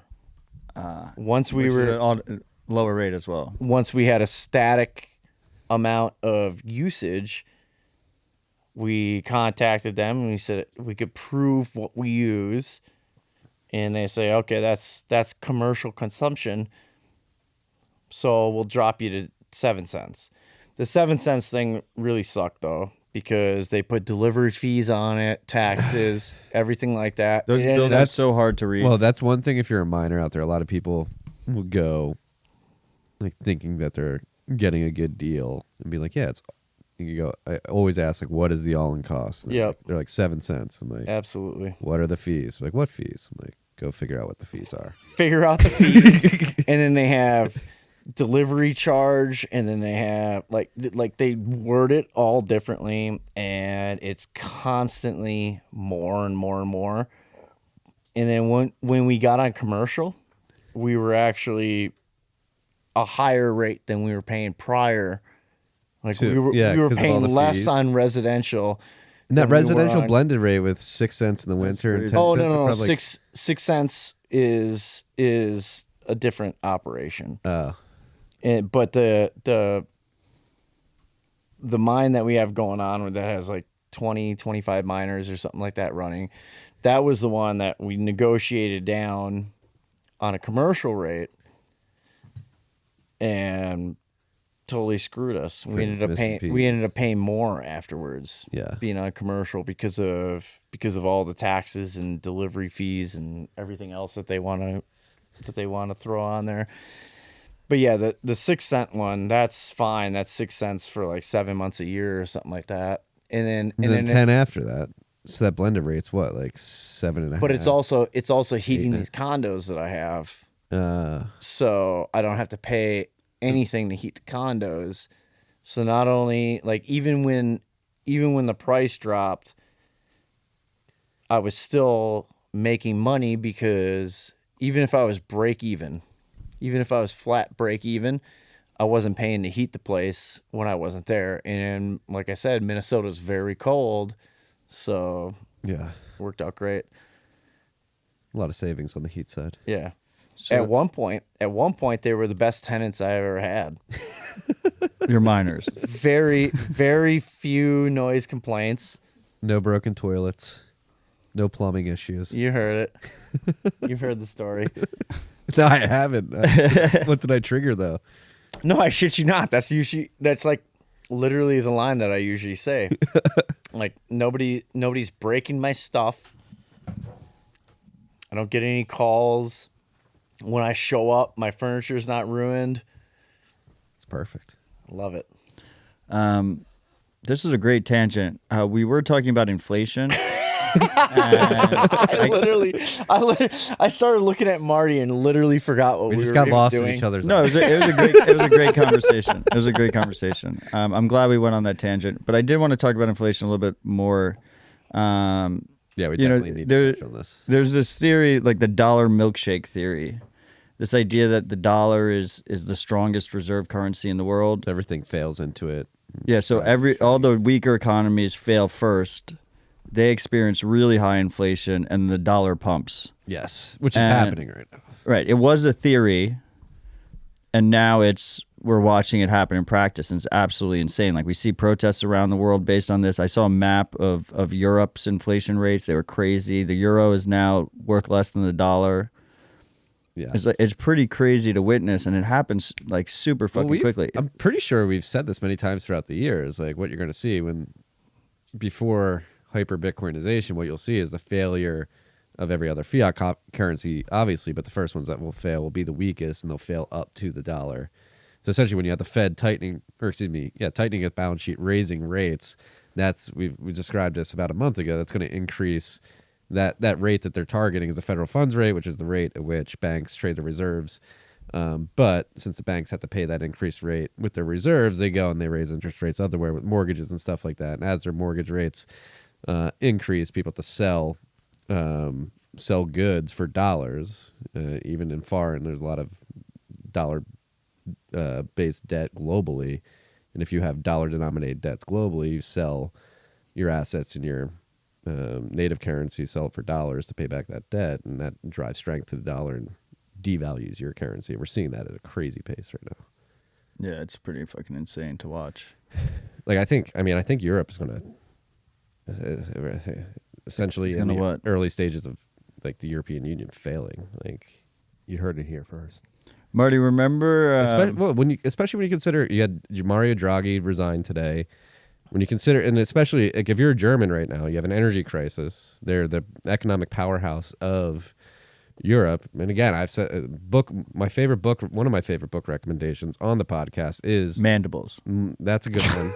But Michael Lewis's Boomerang. If you go and read that and you understand how Greece and Italy got added to the European Union specifically, like Goldman Sachs helped them cook their books and their debt to GDP ratios. So in Europe, when times are good economically, like they have been for the last decade and a half, people are like, all right, we don't care. But now that shit's hitting the fan, Germany's having an energy crisis, and the German economy essentially subsidizes all of Southern Europe. Like shit's gonna, like people are just gonna be like, all right, we're not doing this anymore, especially with the euro failing. I mean, I think the EU fails eventually, but I've also thought that for a long fucking time. So who knows what the timeline is there? I mean, look at all the riots going on. But I want to just reflect for a little bit because we make a lot of bad calls on this pod. We make a lot of good calls. But we do make bad calls. Marty called Pete Clown World. I called 200K by conference day. It was $35,000. So we do make bad calls from time to time. And you had a tweet where you said the Fed will never raise rates, and that was. I think I said they will never raise them above a certain level. No, because it was an absolute. Because I was hedging myself. I said they're not going to raise them much. And then you just went out there with the most provocative tweet possible, and you said they will absolutely never raise rates. Because I didn't think they would let it get this bad. Right. We all thought that it was going to go negative. Yeah. But I want to Still reflect on that because it caught me off guard. Like I did not expect that. Like I thought they were just going to lean into the inflation and Bitcoin was going to pump off of it, and stocks would pump, everything would pump. What happens next in that regard? Do they pull back and they say, fuck this, we just... I mean, if you look at the latest, if you look at the way the markets are essentially pricing in the rate that's going to come next week, the rate hike, I think markets are pricing in like a higher rate hike at like 75 to 100 bips than was previously expected with this inflation data. So they're trying... I think the Fed's freaked out by inflation. I think they could now I go back between nefariousness and incompetence. Now it seems like pure incompetence where like Jerome Powell, Christine Lagarde, they look legitimately worried that they've lost control.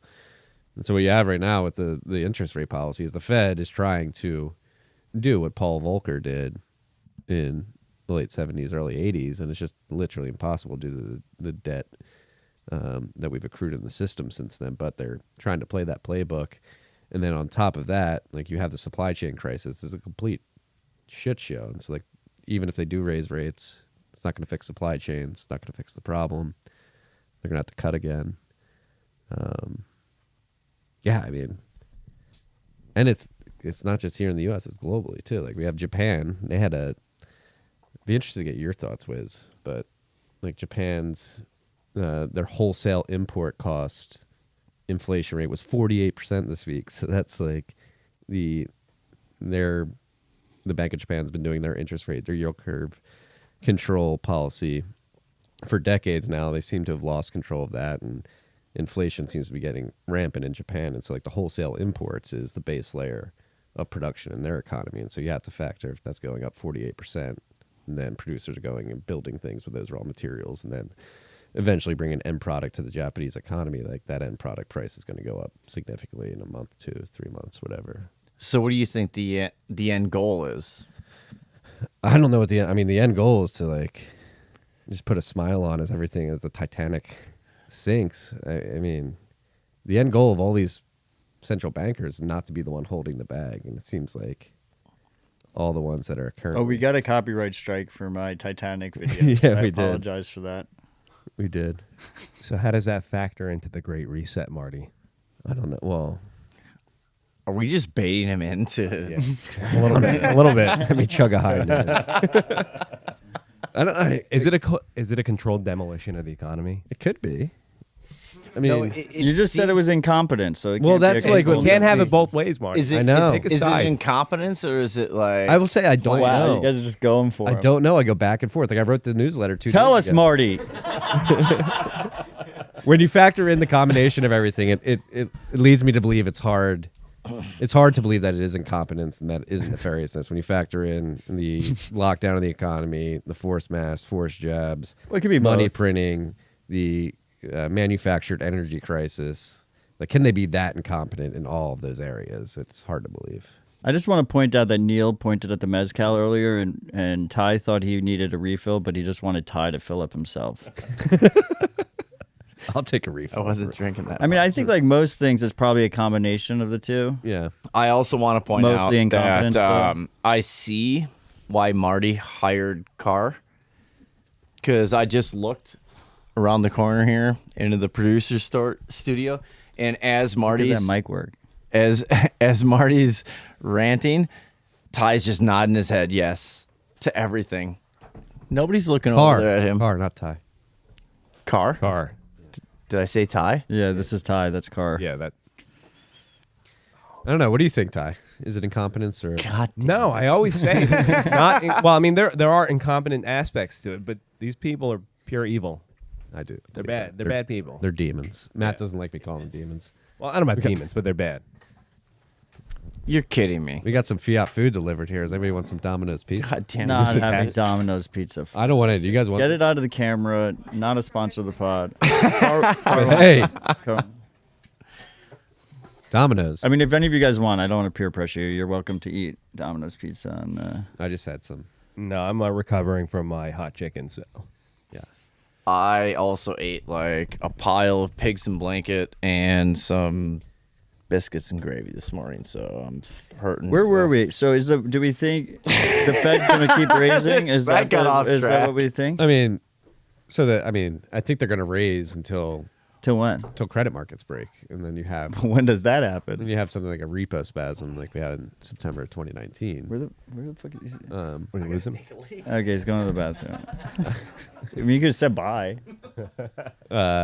So when credit markets break, I mean, that's typically when they have to step in. When literally the banks, like the credit market stops functioning, and you don't have the ability for banks to move funds between each other. And then that's literally the point when the Fed steps in. They're like, "All right, we're the lender of last resort. Let's help these people out."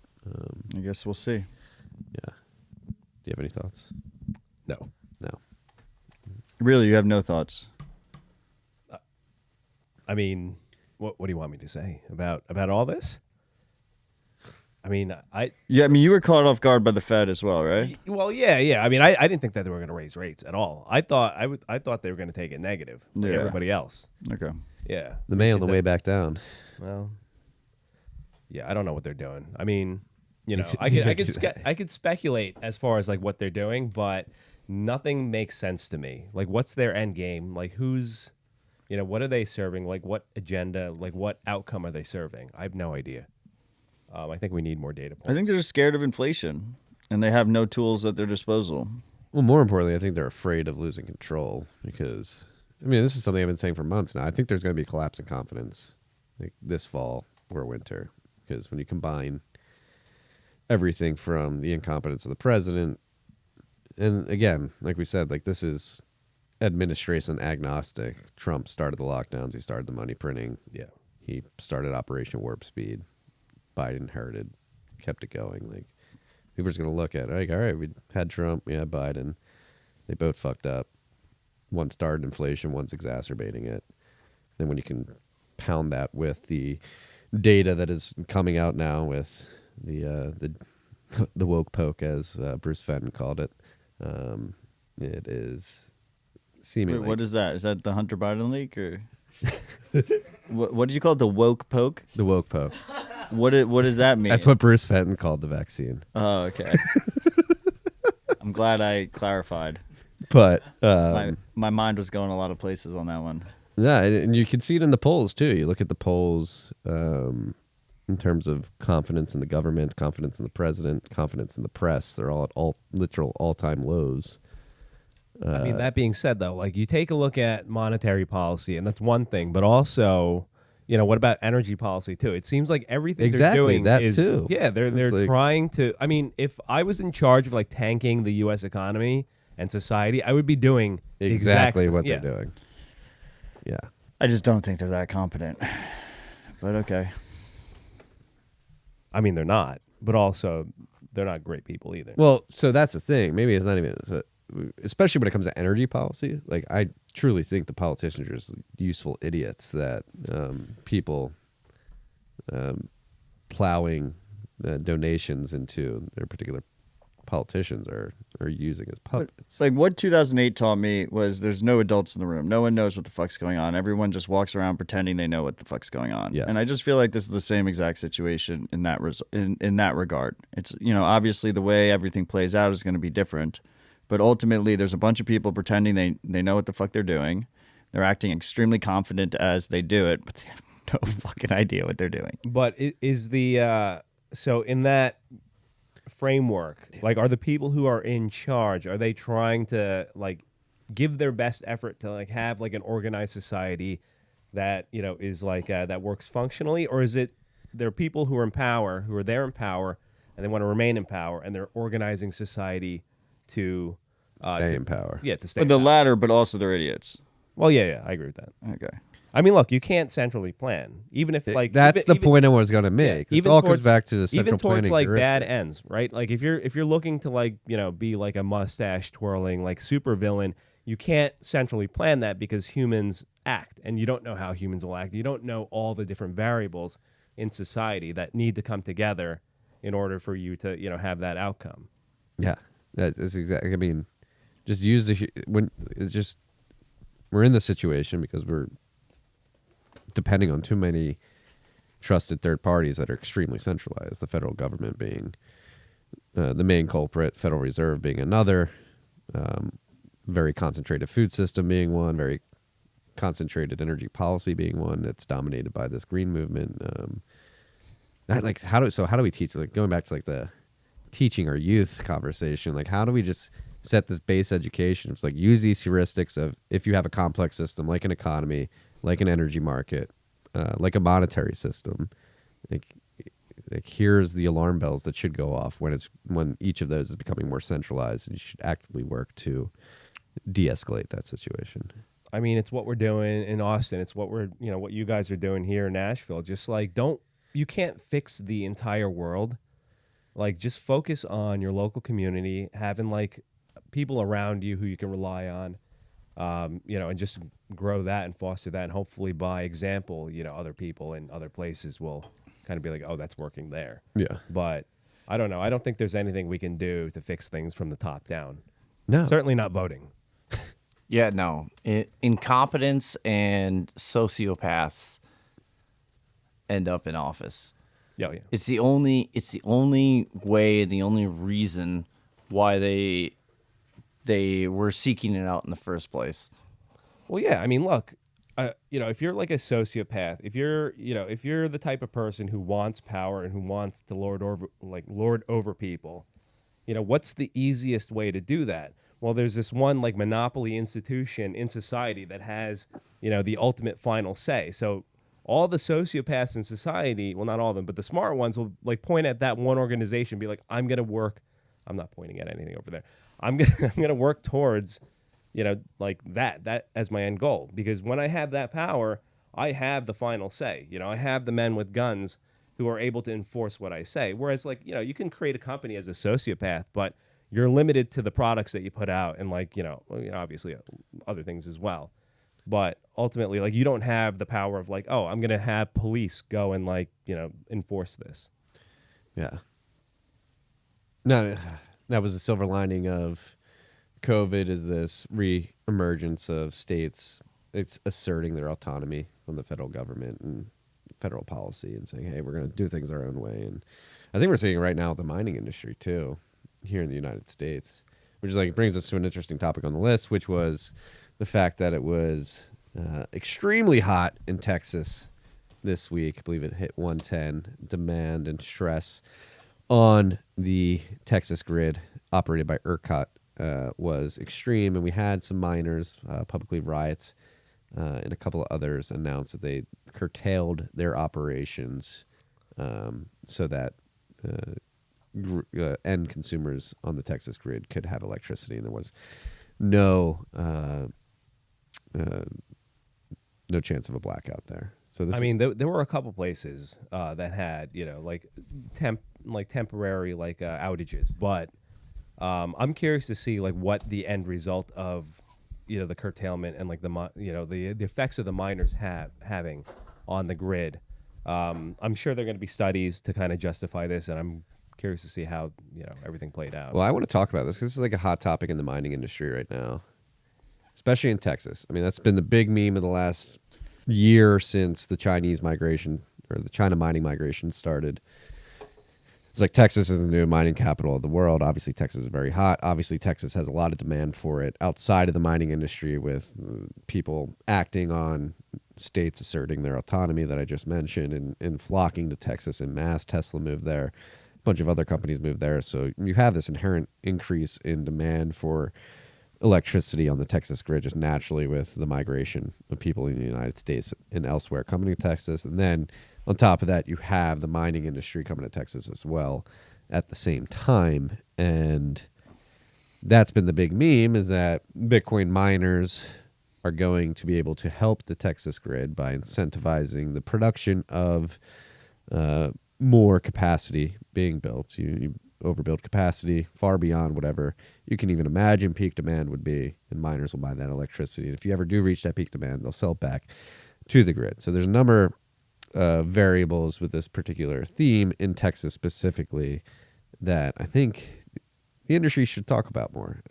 Well, the ramping up of like energy load, like energy production, from what I understand, is not like a dynamic thing where it's like you can ramp up and then like lower it, ramp up. So like miners having that base load, like you use a constant amount of electricity, and not only that, it's like you can shut it off in an instant. Whereas like an aluminum plant, you can't like just shut it off. No, but there was a discussion I was hearing earlier this week here at Bitcoin Park, and it was about that when you build out that type of capacity and the miners shut off, they're actually the utility company is buying the electricity back at a higher cost. Well, and then passing that on to consumers. Yes. So the consumers are upset because their electricity prices went higher. Yes. Or like extremely high. Yeah. But is that always the case that they're buying it back? I thought some of the contracts were like you have to turn off. I mean, so this is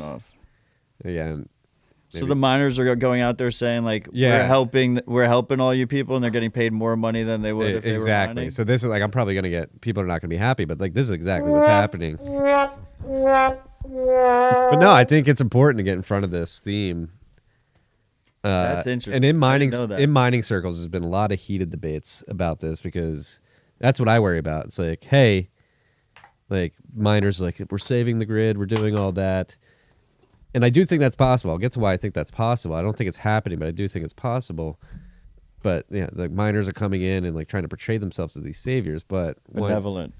Once the end consumer finds out that the miners are selling the electricity back to the grid, but that infrastructure would have never been built out in the first place. Right, exactly. Well, so yes. like they need that extra power, but that extra power would have never been built so it's out. Free market. Right. It's not altruism, and also I don't think it's the free market either. In that they have these like sweetheart deals with like the regional. Well, so here's where we get deep into the nuance. Like I think there is a reality in which this does make a lot of sense, but it's only if it incentivizes the construction, the expansion of reliable base loads. So what you're seeing is a lot of miners in Texas are specifically incentivizing the build out of wind and solar, which isn't reliable. Like during this week, at one point, wind was only producing 2% of the expected capacity or the potential. It was like capacity. an all-time low. It was not good. And so like that's where I really want to start having this tough conversation in the mining industry. Is like, hey, I do think mining can help the grid with demand response, but it has to incentivize the production of nuclear power plants or natural gas power plants or coal power plants. Not even on a lower scale. No company is going to build a substation unless that power can be utilized right at the source, and that substation might be also feeding another community that needs electricity for their air conditioners during hot summer months or hot summer days or whatever it is, where otherwise they would never build that, and then so those people would never get that power in the first place. Yeah. But what I worry, like, why was the Texas grid like at the point of almost failing and the miners needing to turn off in the first place? It's the wind. Yeah. Yeah. The energy mix in Texas has a lot of renewables, a lot of intermittent. 28% wind and solar. Yeah. So we were just talking which is about way too much. Oh, Here way in too Tennessee, the energy mix is, I believe, 50% nuclear, 20% hydro, 15% coal, It's like it's 85, and then 2% wind and solar. 2% wind and solar. Like Tennessee has one of the most reliable base loads in the country. And we have people in Texas who are like, oh, well, renewables. Like miners in Texas are like championing renewables. Yeah, this is not a good thing. No, bad thing. You're setting yourself up for a narrative failure in the future. It's going to make the mining industry look bad. Number one, it's not going to help the grid. So the grid's going to continue to have these problems. Number two, the end consumer is going to begin leaning in like, oh, you're gouging us when we need to have our air conditioner on in the middle of the summer. I've got a baby. I've got a grandmother. Like, and you're selling. I like you're holding your grandmother. Yeah, holding a grandmother in one arm and a baby in the other. And my mic fell. I literally just screwed that on tighter for you. You probably turned it the wrong way, dude. No, I screwed it down. No, but super hard. again, this conversation's been happening throughout the mining industry recently, and I have a lot of friends that are working on the renewable space in Texas and like expanding that. They're like, no, it's just we need more. Don't worry. It's like, no, like it's inherently unreliable. You cannot guarantee when the sun is down, you can't pay any amount of money to produce solar power. Like it's literally impossible. So you were just talking about states kind of going off on their own, and like like during COVID, right? Like we had Texas and we had Florida doing their own thing, saying like fuck the mandates and whatever, right? I think what should happen is in Texas, like the energy policy should be fuck the Nuclear Regulatory Commission. We're going to build some nuclear power plants. Build 5 nuke plants. Yeah. Like just go. Yeah. Who cares about the approvals? We'll just fucking do it. Yeah. I mean, that's the thing. That company Oklo that's building those small modular reactors, I'm pretty sure that they got denied. Yeah, that's the thing. Like, there has not been a nuclear project that's been approved in the United States for something like 30 or 50 years. And the thing about those Oklo plants, they're like Gen 4 plants, which can use the waste material from existing plants. Didn't Japan just backtrack on that now? They either turned on a bunch of old ones or they approved new ones or something. I think so. Well, because that's the thing. So, like breaking. Fukushima, could be fake. While it did have a meltdown, like there were 0 deaths from the Fukushima meltdown. There were deaths in Fukushima, but it was because of the tidal wave that like rode across the land. There was that was like an old plant too, right? Yeah, and it was built like Are you sure about that? Yes. And just to be clear, the reason why Marty's mic fell was because he's turned it in the wrong fidgeting with this dial, and he screwed it in too tight, and it knocked it off. That's on me. Yeah. Sorry, bro. I love you. Me too. What is happening? I don't know. I think Ronan didn't want to take personal responsibility there. No, but I mean, this is it's insane that we're not just spinning up nuke plants all over the United States and the world at large. I mean, just look at Germany. They literally, and there's like a comedy of errors unfolding in Germany where like the Rhine River is extremely low this year, so they can't ship the necessary coal to get to the coal plant to actually replace the natural gas that Russia isn't sending. So is this incompetence, or is this? I mean, that's just a terrible coincidence where the Rhine's at its lowest point when they need the coal to be shipped up the river. Yeah, that. But turning off all the nuclear plants. No, I mean, I think that's like green communist. I didn't know Germany even had coal plants left. I thought they all shut down. I think they just they're still there. They turned them off. They shut them down. I don't think they like actually demolished them. Okay. Okay. Yeah, it's energy. Energy is important. Read your Doomberg, freaks. Energy civilization. And that's like the crazy thing about Bitcoin too. Like before we came down to Nashville, like I went and checked the hash hut. Shout out Upstream Data, disclaimer sponsor of the podcast. But like it's crazy. Like the hash hut that we have, I posted a video on Twitter a couple days ago, but it's just insane. Like you go in the hills of Tennessee up by the Kentucky border, and we're like just in some weird corner of this farm that's in the middle of nowhere, and you have this gathering system of natural gas.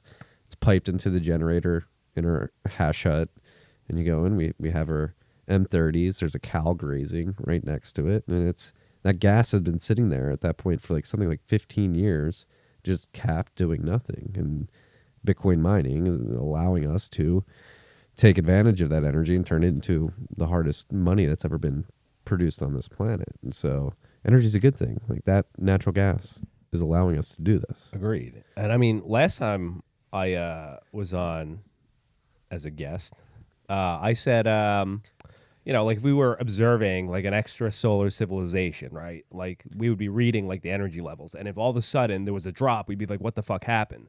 But like these people here, they're like, we need to like curtail energy usage. We need to like, but that in and of itself, like if you take that example of like observing an extrasolar civilization and the energy level just like fucking dropping, or even like maintaining like a stagnant like production level, it's like, oh, nothing's happening over there, right? And like the civilization is not progressing; it is capped. Yeah, and that's my favorite chart on what the fuck happened in 1971 is the Henry Adams curve, where you look at the energy expenditure per capita over time, and for the longest time it was going up and to the right, and then it flatlined in 1971, coincidentally enough. What are you thinking over there? You're just staring. Cum rocket. Sahil. I had a bunch of cum rocket accounts start following me this week because of God. because of Sahil. Hey, you're a cum rocket influencer now. Your favorite shitcoin. I didn't realize it was a porn coin too. I should have realized that. I had like the cum rocket accounts tweeting at me to go to the AVN awards and stuff. Oh like yeah, that. you had no idea it was a porn coin. My ass. The only thing that Marty talks about more than porn is Bitcoin. Talk about energy mining a lot too.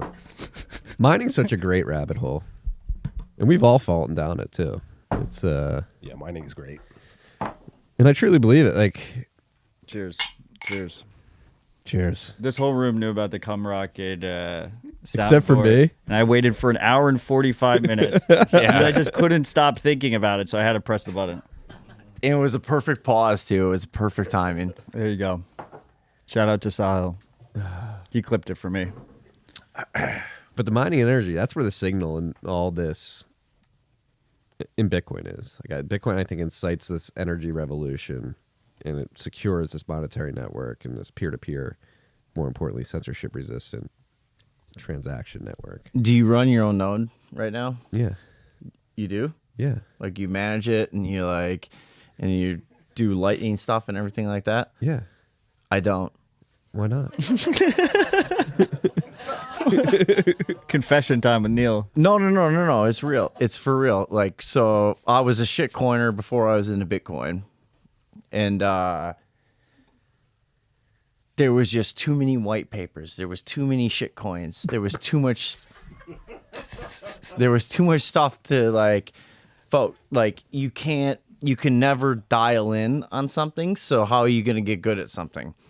And then, so what happened to me was I got into Bitcoin after all that. Like, I created my own shit coin, and it was What? You had your own shitcoin? yeah. I made $15,000 in a night. I refunded everybody. Oh, this is a deep confession. What? No, it's true. My whole true world story. is turned upside down. Yeah, no, it's a true story. But I saw the addresses that everybody had sent me funds from, so I refunded them the next day because I realized if I can create a shitcoin from my cell phone, like I wasn't You even created using- from your cell phone? Yeah. Wait, so did the cum rocket reminded you of this? Is that why we got here? Like you Yes. just turned to Marty and just went with the confession. Yeah. I don't know. It's true though. What was the name of your coin? Um, Ronin coin? ATM $. When did you? $15,000, and I told people that it didn't actually do anything yet, and they didn't care. Gave me a bunch of money, and the next Wait. day How'd they give you money? it was built on Tron. Oh. What the fuck, dude? When was this? 2017, early 2017. It's true. I mean, like, I'm just I fucking telling believe the you. I think story. we all believe you. And then so like the next day I wake up and I'm like, there's $15,000 here. I'm like, what the hell is this? And then so I saw the addresses that everybody had sent me from, so I refunded every address their money. And Was it Tron? So you sent them back Tron. it was Tron, and it was staking at the time, so they actually got 2 days worth of interest on it. Fuckers actually did make money. Wait, so you're a good shitcoiner. Yeah, no, and then no, I was a folk. people Don't telling- you fucking wiggle hand me. Don't you fucking give me what's his name for the goddamn. There's people saying we should stone you right now. Yo, I know. But that's what it was. I went down as a folk hero, and because like nobody in the shitcoin realm has ever returned funds, so I just returned it all, and I'm like, fuck it. And I'm like, if people can create shitcoins and make money that quick, I'm done. Have you And told then this story before? Not on air. Definitely. I've told this story before, but definitely never like live or anything like that. Yeah. So what was the lesson you learned? How is this related to Marty running a node? Yeah, that's where you started with this whole. Dude, you asked him if he like manages his lightning channel. Maybe I just like need I to launched a hey, shitcoin. Maybe I just had to get that off my chest. I mean, you clearly did. But I still don't understand what the connection was. No, but so shitcoining, you have to read everything. You have to figure everything out about everything, and then when you get to Bitcoin, it's kind of the same thing. You have to figure out what it is you want to be good at. There's so many different aspects of Bitcoin where you cannot be really great at something if you try to do everything. Like running a node? Node, Lightning. Mining. Yeah, so I picked mining. Do you like mining? It's my life. It's literally the only thing I think about ever. Why is it incepted this bug in your brain? What do you like about it? I'm good at it. Yeah. What's it take to be good at mining? Everything. All the skills. all the skills. Except running a node. We got Richard in the comments saying that you're drunk and that we need to secure your mic. That mic's more secure than mine right now. He's talking about it on the table. Well, No. I think that's our first ever rabbit hole confessional. So I don't know. I don't. I mean, it's obviously hard to be like a. I don't know. I think Wiz is the greatest. He's spinning up ISPs, building a mempool. he didn't launch a shitcoin though. Apparently, mempool .space version 2.4.0 was released when I had my second child, and we weren't able to announce it that week, so we're announcing it now. Do you got some shout outs you need to Right do? again. We do have shout outs. I mean, like Marty shilled a shitcoin. We found that out first, right? And then What did I shill? You guys were shilling Unlock it. Compass. You guys were shilling Compass for a while. Hey, we were. we It's were. true. We've owned up to it. To each their own. Fair. Yeah, he got you there. Yeah. I do agree. Like I run my own node and I mine. I'm pretty competent in the mining world, I would say. No, that was just a lead up for what I was gonna say anyways. Is that I'm only focused on mining. Like I don't do nodes, I don't do lightning, I don't follow most of the shit that goes on in Bitcoin. Mining is my thing. What happens if Stratum V2 becomes popular and you're forced to run a node at your operation so you can construct your own block? Will you start doing that? No. No. Well, this is actually like No, one of the- because I think Slush Pool just offered me a job, so I can't go against them. Nice. Congrats. Thank you. Hell yeah. Disclaimers. Wait, you didn't tell me that. Don't tell anyone that. What? Are you supposed to tell people that? I don't care. Either they offered me a job or they didn't. What's up, Evan? Well, congratulations. It's well Congrats. deserved, and Slush is a fucking awesome company. Disclaimer, sponsor the pod. This is we got paid to have Rhoda Miner on today. Yeah, because I didn't get a cut. I know. We did though. Okay. I'm kidding. I know. Shoutouts. This one goes out to all the miners out there mining at a loss for KYC-free corn. We're making trade-offs, and it's worth the premium to those of us who don't want to get cucked by the surveillance state. If you want to start earning KYC-free sats through mining, you should visit Bitcoin mining resources at www.danheld.gay. It's literally the best resource out there for new miners. Wow, that's awesome. Did you say danheld.gay? I didn't. I read what somebody wrote. I in the mean, shout-out. Yes. like literally, that was what the danheld.gay. That's so cool. I'm gonna go there right now.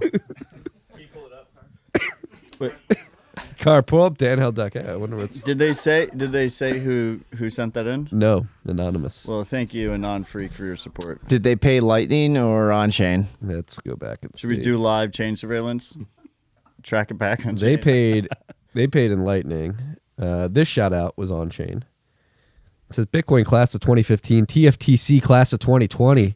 Love the show and thank you for the work you do for the community. A bright college kid at an Ivy League school dates my cousin and goes to crypto meetups, and he challenges me about why I'm Bitcoin only. We have good discussions. However, he stumped me with his proposition that he thinks that Bitcoin mining will be far less profitable via transaction fee rewards after the final block has been mined, which could lead to the devaluation of the asset and potentially centralization of the network over a long-term time horizon. In responding, I don't want to speculate about what the price of Bitcoin may be when the final block is mined, but would prefer to explain why that would be unlikely within the framework of Bitcoin architecture. Thoughts on what happens after the last block has been mined and how decentralization of the network will persist via transaction fees replacing block rewards. Thank you and much respect. You two is horrible. You, the number 2, is horrible. The band. Like Should we? Oh, you two is horrible. There we go. Not Like the you band. two are horrible. Really? He's just shitting on the band? You, the number that's 2, crazy. is horrible. But so should we address the fact that Yeah, I mean, the this last is- block isn't mined till 2140 or something We like can that? address Well, that, blocks but are still mined after that, too. yeah, blocks will still. Yeah, the last subsidy. Oh, yeah. The last subsidy part of the block reward would be Good given point. out around 2140. But we should. I mean, the block subsidy will become. I don't want to say irrelevant, but less important than the fees much sooner than that. Probably within the next 10 years. A lot sooner. Yeah. So there's been a big discussion going on on the Bitcoin dev mailing list this last couple weeks. It's been an absolute shit flinging fest. I don't know if you guys have checked in on it, but Peter Todd posted I saw the tweet. an article where he makes the case, I believe, using Monero as an example, that you can add tail inflation and not have supply inflation due to the fact that people are going to lose coins in the long run. However, he's trying to justify adding tail inflation to Bitcoin subsidy. It's just, I mean, I want to nip into the butt. We've been talking about this every week for like the last 4 weeks. I know. So this freak obviously hasn't been listening, but thank you for the shout out. You two is horrible. But yeah, like I'm not worried about the fee market developing. I've said it many times. I think trying to project future fees and revenue in the mining industry using today's activity on the Bitcoin network is a fool's errand. I think it's short-sighted.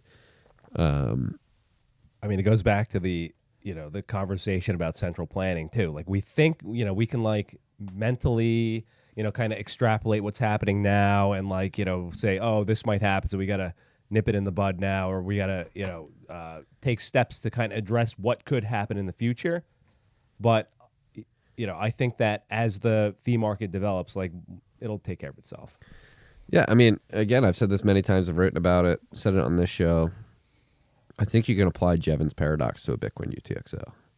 Jevons paradox states, and it's typically applied to oil and gas, oil specifically, is that if you find a way to make something more efficient, it's a paradox because you think if you make an oil molecule more efficient, you can get more combustion out of it. That can drive your car more miles, that you're going to use less of that resource, but that increased efficiency leads to increased utility elsewhere, and so you use it more because it has so much utility.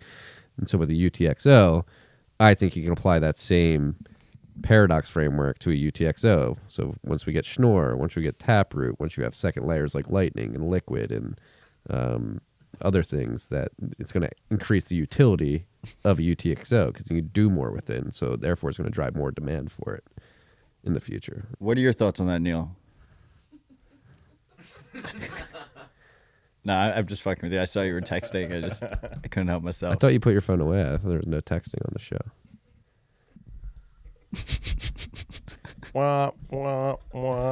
It's this one. Cum rocket. Don't make me do that. But yeah, I mean, it is personally something. The simplest answer is just if you want to add tail emission, fork it. Yeah, that's what we Add said tail last week. emission, and let's see what fucking happens. Right. Well, look. So from my perspective, the assurance, the 21 million cap, is like that was set in stone. And if we start fucking with that, then what's to say that down the line, oh well, we're gonna increase the emission rate. Yeah, exactly. We're going to start at 1.5%. Yeah. That's going to be perfect. I would say if we add tail emission, Bitcoin, as we know it, has failed. I agree. But once again, you cannot add tail emission without a fork. So there's no if we add tail emission, Bitcoin has failed, because there'd still be another chain that has a fixed supply. All right. Yeah. It would be a hard fork, and you would have coins on both chains. And nobody to go with it. Some people would. Peter Todd would. Hopefully a few would, so So then who you could cares? sell it Yeah. for more Bitcoin. I mean, there's many aspects to this. As the price rise, if the price continues to rise, as it has historically, the value of the sats that are mined will increase, and you'll be able to run a profitable mining business with less sats in the block reward. Will there be a proof of stake Bitcoin fork? It probably already has been, I would imagine. No, like a real one. I want a real nice one that Goldman is backing. Potentially, but I'll fire. Get us a nice 40% dividend. I had I'll some fire one up. You Another want a proof of aspect, stake? too. You have experience with proof of stake shitcoins. Another aspect too is the difficulty adjustment. That right? hurts. Like That cuts deep. you have this natural difficulty adjustment where if miners become unprofitable and they shut down, blocks aren't going to be produced and people are going to want to send transactions. They'll increase the fee, and then some miners will turn back on. I have to tell my wife that I'm recording right now. What's up, buddy? Okay. Hey. Okay. I'm texting Matt's wife, and I get in trouble from Matt, Dudes. and he texts his own wife. He's FaceTiming. with his kid. You saying hi, honey? I'll FaceTime you when you're done. What's up, buddy? Where did the vape go? I hope you're feeling better. It's in my hand. Oh my god. Love you, baby. Hey. Cum rocket. Yes, my children prove that I am a cum rocket. Whip that.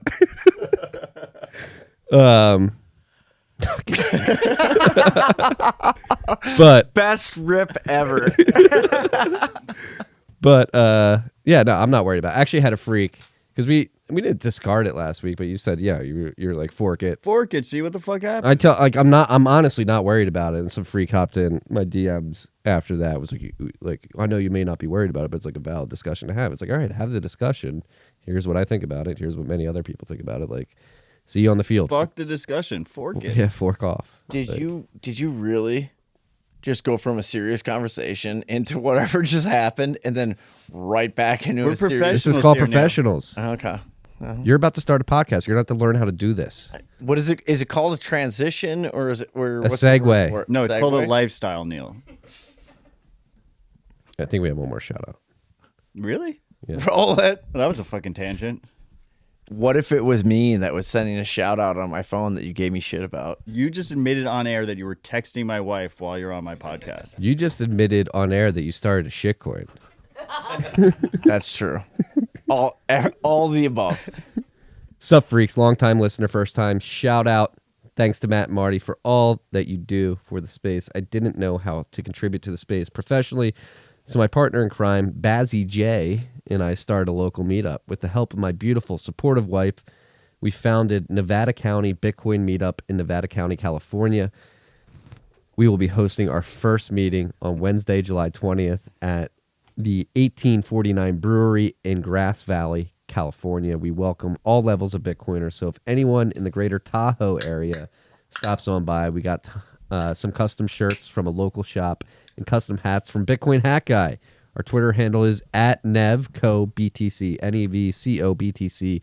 And the meeting info is on Bitcoiner events and meetups. Stay humble, stack sats, be good to one another. It's a crazy world, and we all need to make it through. Peace and love. Matt. Another Matt. There's a lot of us. Yeah.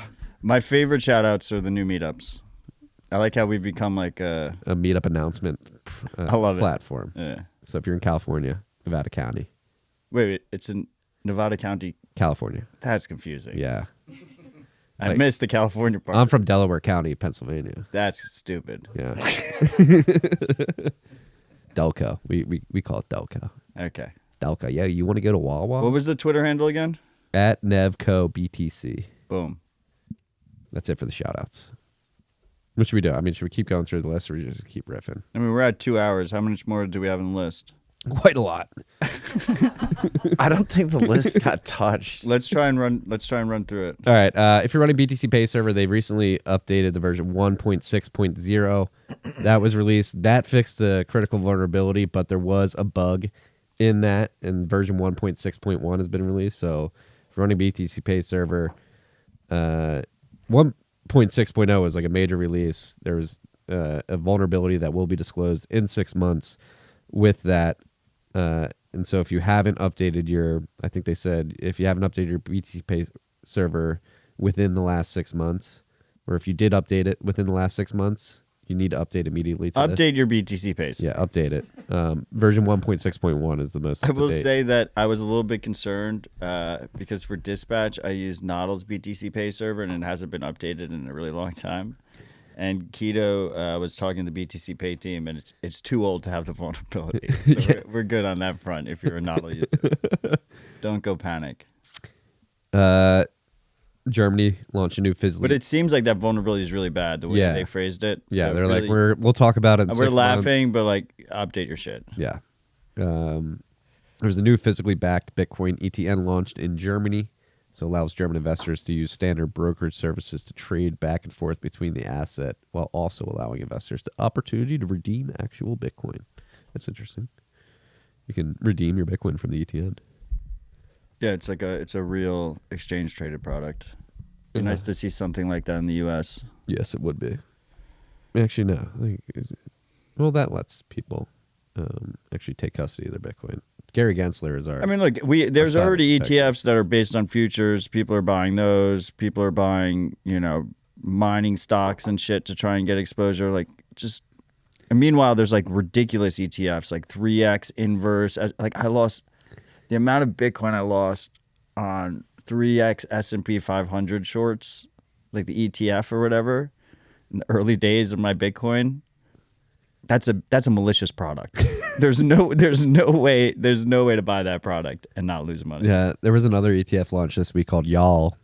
YALL is the ticker, but it's like an anti-ESG. Even though I'm anti-ESG, it's just like, come on, that's just. We should have a spot Bitcoin ETF. Like, I don't think anyone should own it, but we should have one. Why do you think they're not approving that? Their argument is that That one's not big definitely enough. that one's definitely a malicious intent there. There's malintent there. There's lobbying interest and stuff that just, I mean, there's good. I feel like there's a good argument that if you have a spot Bitcoin ETF where you can't fuck around with shit, the price could go pretty high. yeah. That's why Bitcoin Twitter gets so excited about them, right? Yep. They don't get excited about them for protecting investors. They get excited about them because they think number will go up. Don't hold your breath for the ETF. I remember We've been saying this for like ever. since 2014 Before the when the podcast, Winklevi run to launch their ETF. I remember. Yeah, we back, had a pump then. Yeah, I remember back then. People were like, "It's happening.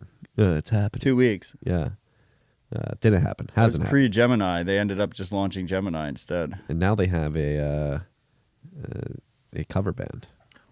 Mars, yeah. Mars Junction. They suck. Want to just really go the same way as paper gold though? After that, if there's an ETF, No, I mean, spot settles different, or I mean, no. I mean, there's theories that spot settled gold they're playing games with as well. yeah, I think the thing that Bitcoin has going for it is as long as there's an increasing number of people or even a consistent number of people that are constantly buying Bitcoin and taking custody of it, anyone who plays those games will get blown the fuck out at some point.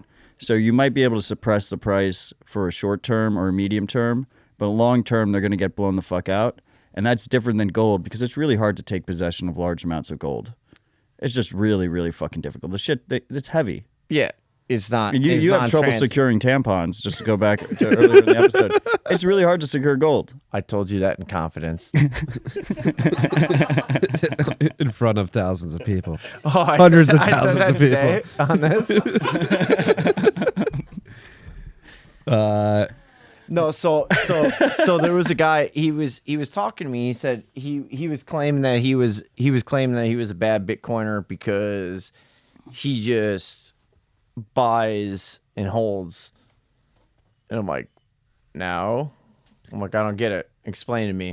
And he goes, well, I'm not helping the circular economy. I'm not helping out people Like by spending it and doing that. No, holding is using, and if you're holding it off the market, you're And that's what I was helping telling him. the don't price. don't vilify people who spend either. There's some Yeah. people who are out And there who are that's- like, oh, it- you know, And don't vilify people like the inverse too. Don't Yes. vilify people Yeah, who just hold. he it. thought Yeah. he thought he was in the wrong. vilify everyone equally.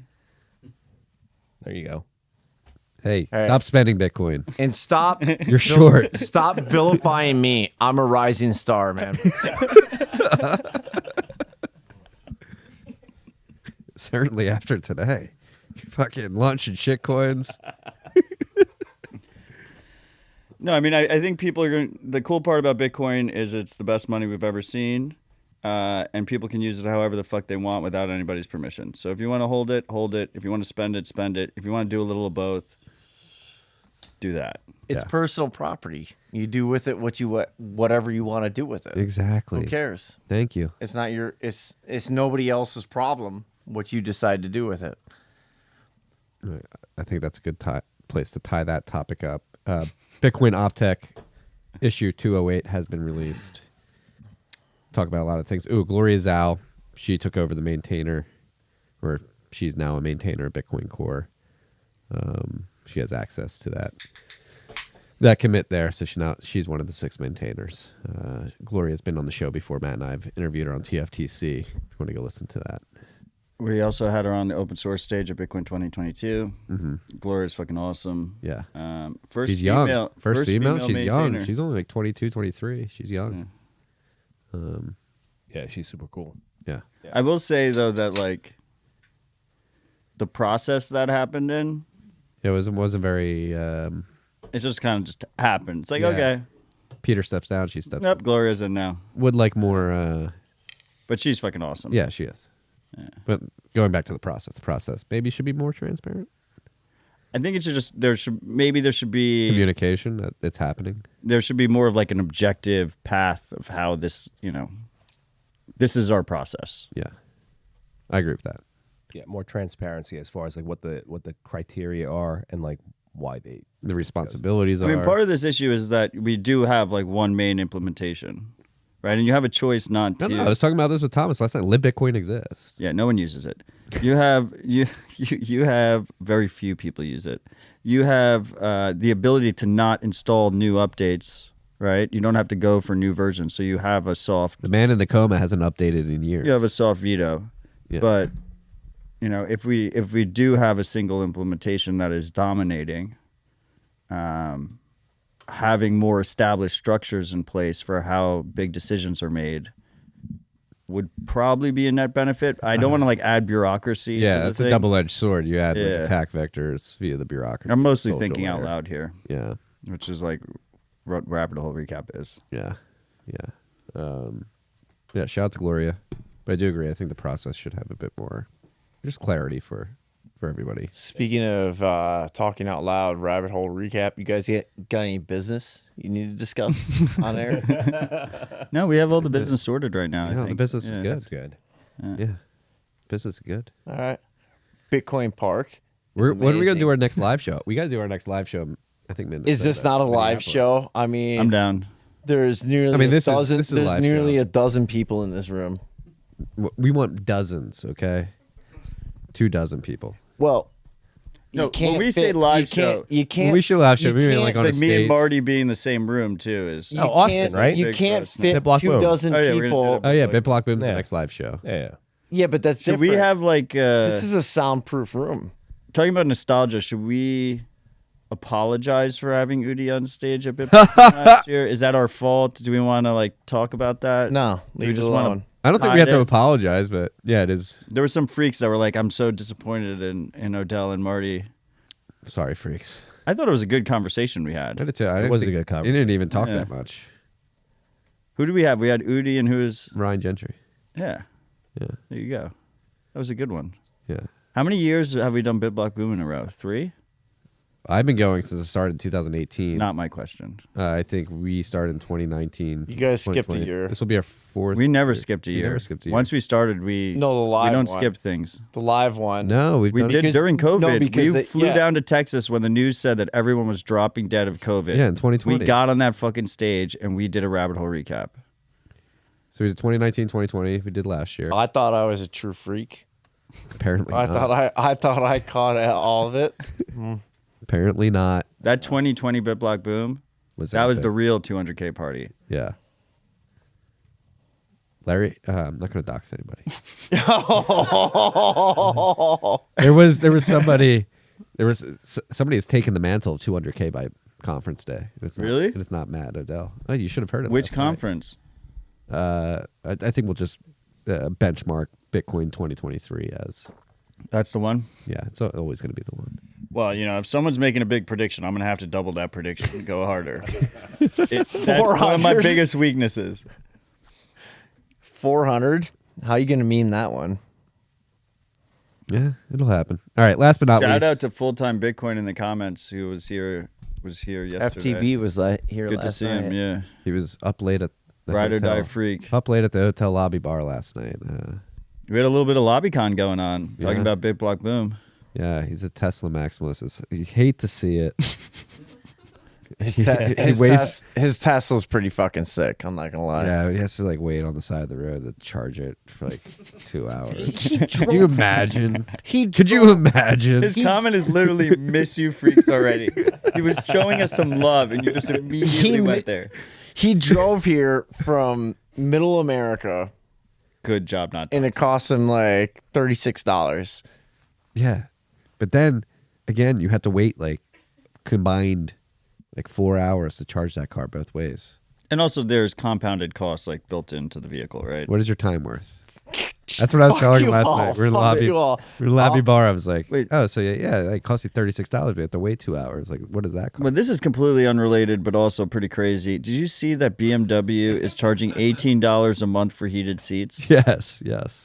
Like that is fucking insane. Like they have Wait, the what? heated So if you don't seats pay, in the car. if you don't pay the $18, They then stop heating they your seats. Shut your seats off. Yeah, like the capability for the car to heat your ass is in the vehicle, Yeah, but they turn it off if you don't pay the subscription fee. The BMW That- people there's no need way to, that's they need true. to nip that in the bud. Straight up true. I'm a gotta say- BMW owner, and I don't like this. Yeah. Okay. You own a BMW? I do. Oh my god, I've never known anyone so short on Bitcoin before. It was used.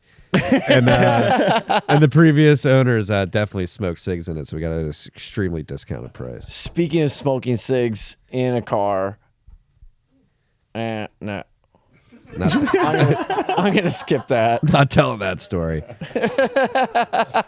Last but not least on the list, NYDIG announced a partnership with the New York Yankees today. 1 second, we have full time Bitcoin in the comments, letting everyone know he misses everyone but Marty. You know you miss me. Dude, me and FTB ate some chicken. Holy God. Was it good? Was it? Yeah, no, that's why we didn't get to Bitcoin Park until noon the next day. I was up at What time 7 did you eat the chicken?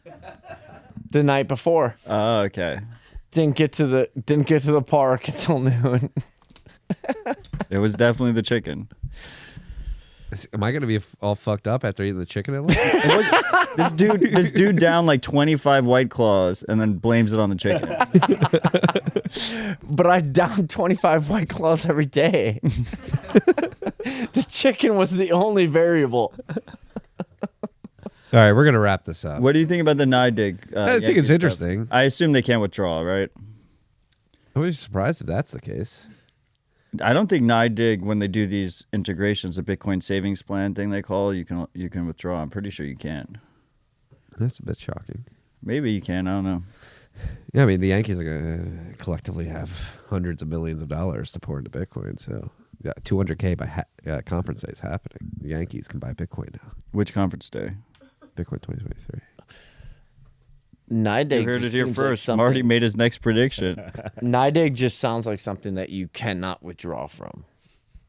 You can actually remove. I'm not sure. I've never used the product, so Okay. I can't say for sure. You got to join the Yankees and try it out for us and let us know next week. I'm going to take Aaron Judge's spot. I'll be right back. Top 4 boost from last week's rip. Agree with Matt's take on ads on Fountain. Just listen to a Palm Pod where he's explaining Fountain's ad model as the main feature. Made me cringe. Totally missed what Podcast 2.0 is all about. And then there's a long thread in which... Wait. Love you, freak. Love you, freak. There's a long thread on that, too, if you want to go on Fountain and read that or any other. What do you mean there's a long thread? Like under that comment. People are replying? People are replying. Oscar hopped in. Chad Farrow's in there. Nice back and forth. What was Oscar's response? Remember, these are not just ads. These are podcasters promoting their shows in a way that's upfront about the time and attention trade-off. This model also gives us the ability to onboard new people to Bitcoin with the value for value ethos. Since this update, we've had thousands of new users boosting for the first time, many of which have earned their first ever Bitcoin. If you want to remove the promotions, you can subscribe to Premium, which is only a tiny percentage of users do, by the way, less than 2%. Well, I don't even think you have to listen to the promotions. You don't have to. No, you collect them. It's voluntary. You get paid for it. So then why did he say subscribe to Premium? If you just don't want to see them in your feed, I guess. Oh, well, you just don't look at them. Yeah. Close your eyes, freaks. That was the biggest boost we've had on RHR. That's going on the soundboard, by the way. One of you freaks clip it for me so I don't have to do it and just tag us on Twitter. Close your eyes and open your mouth. That was bad.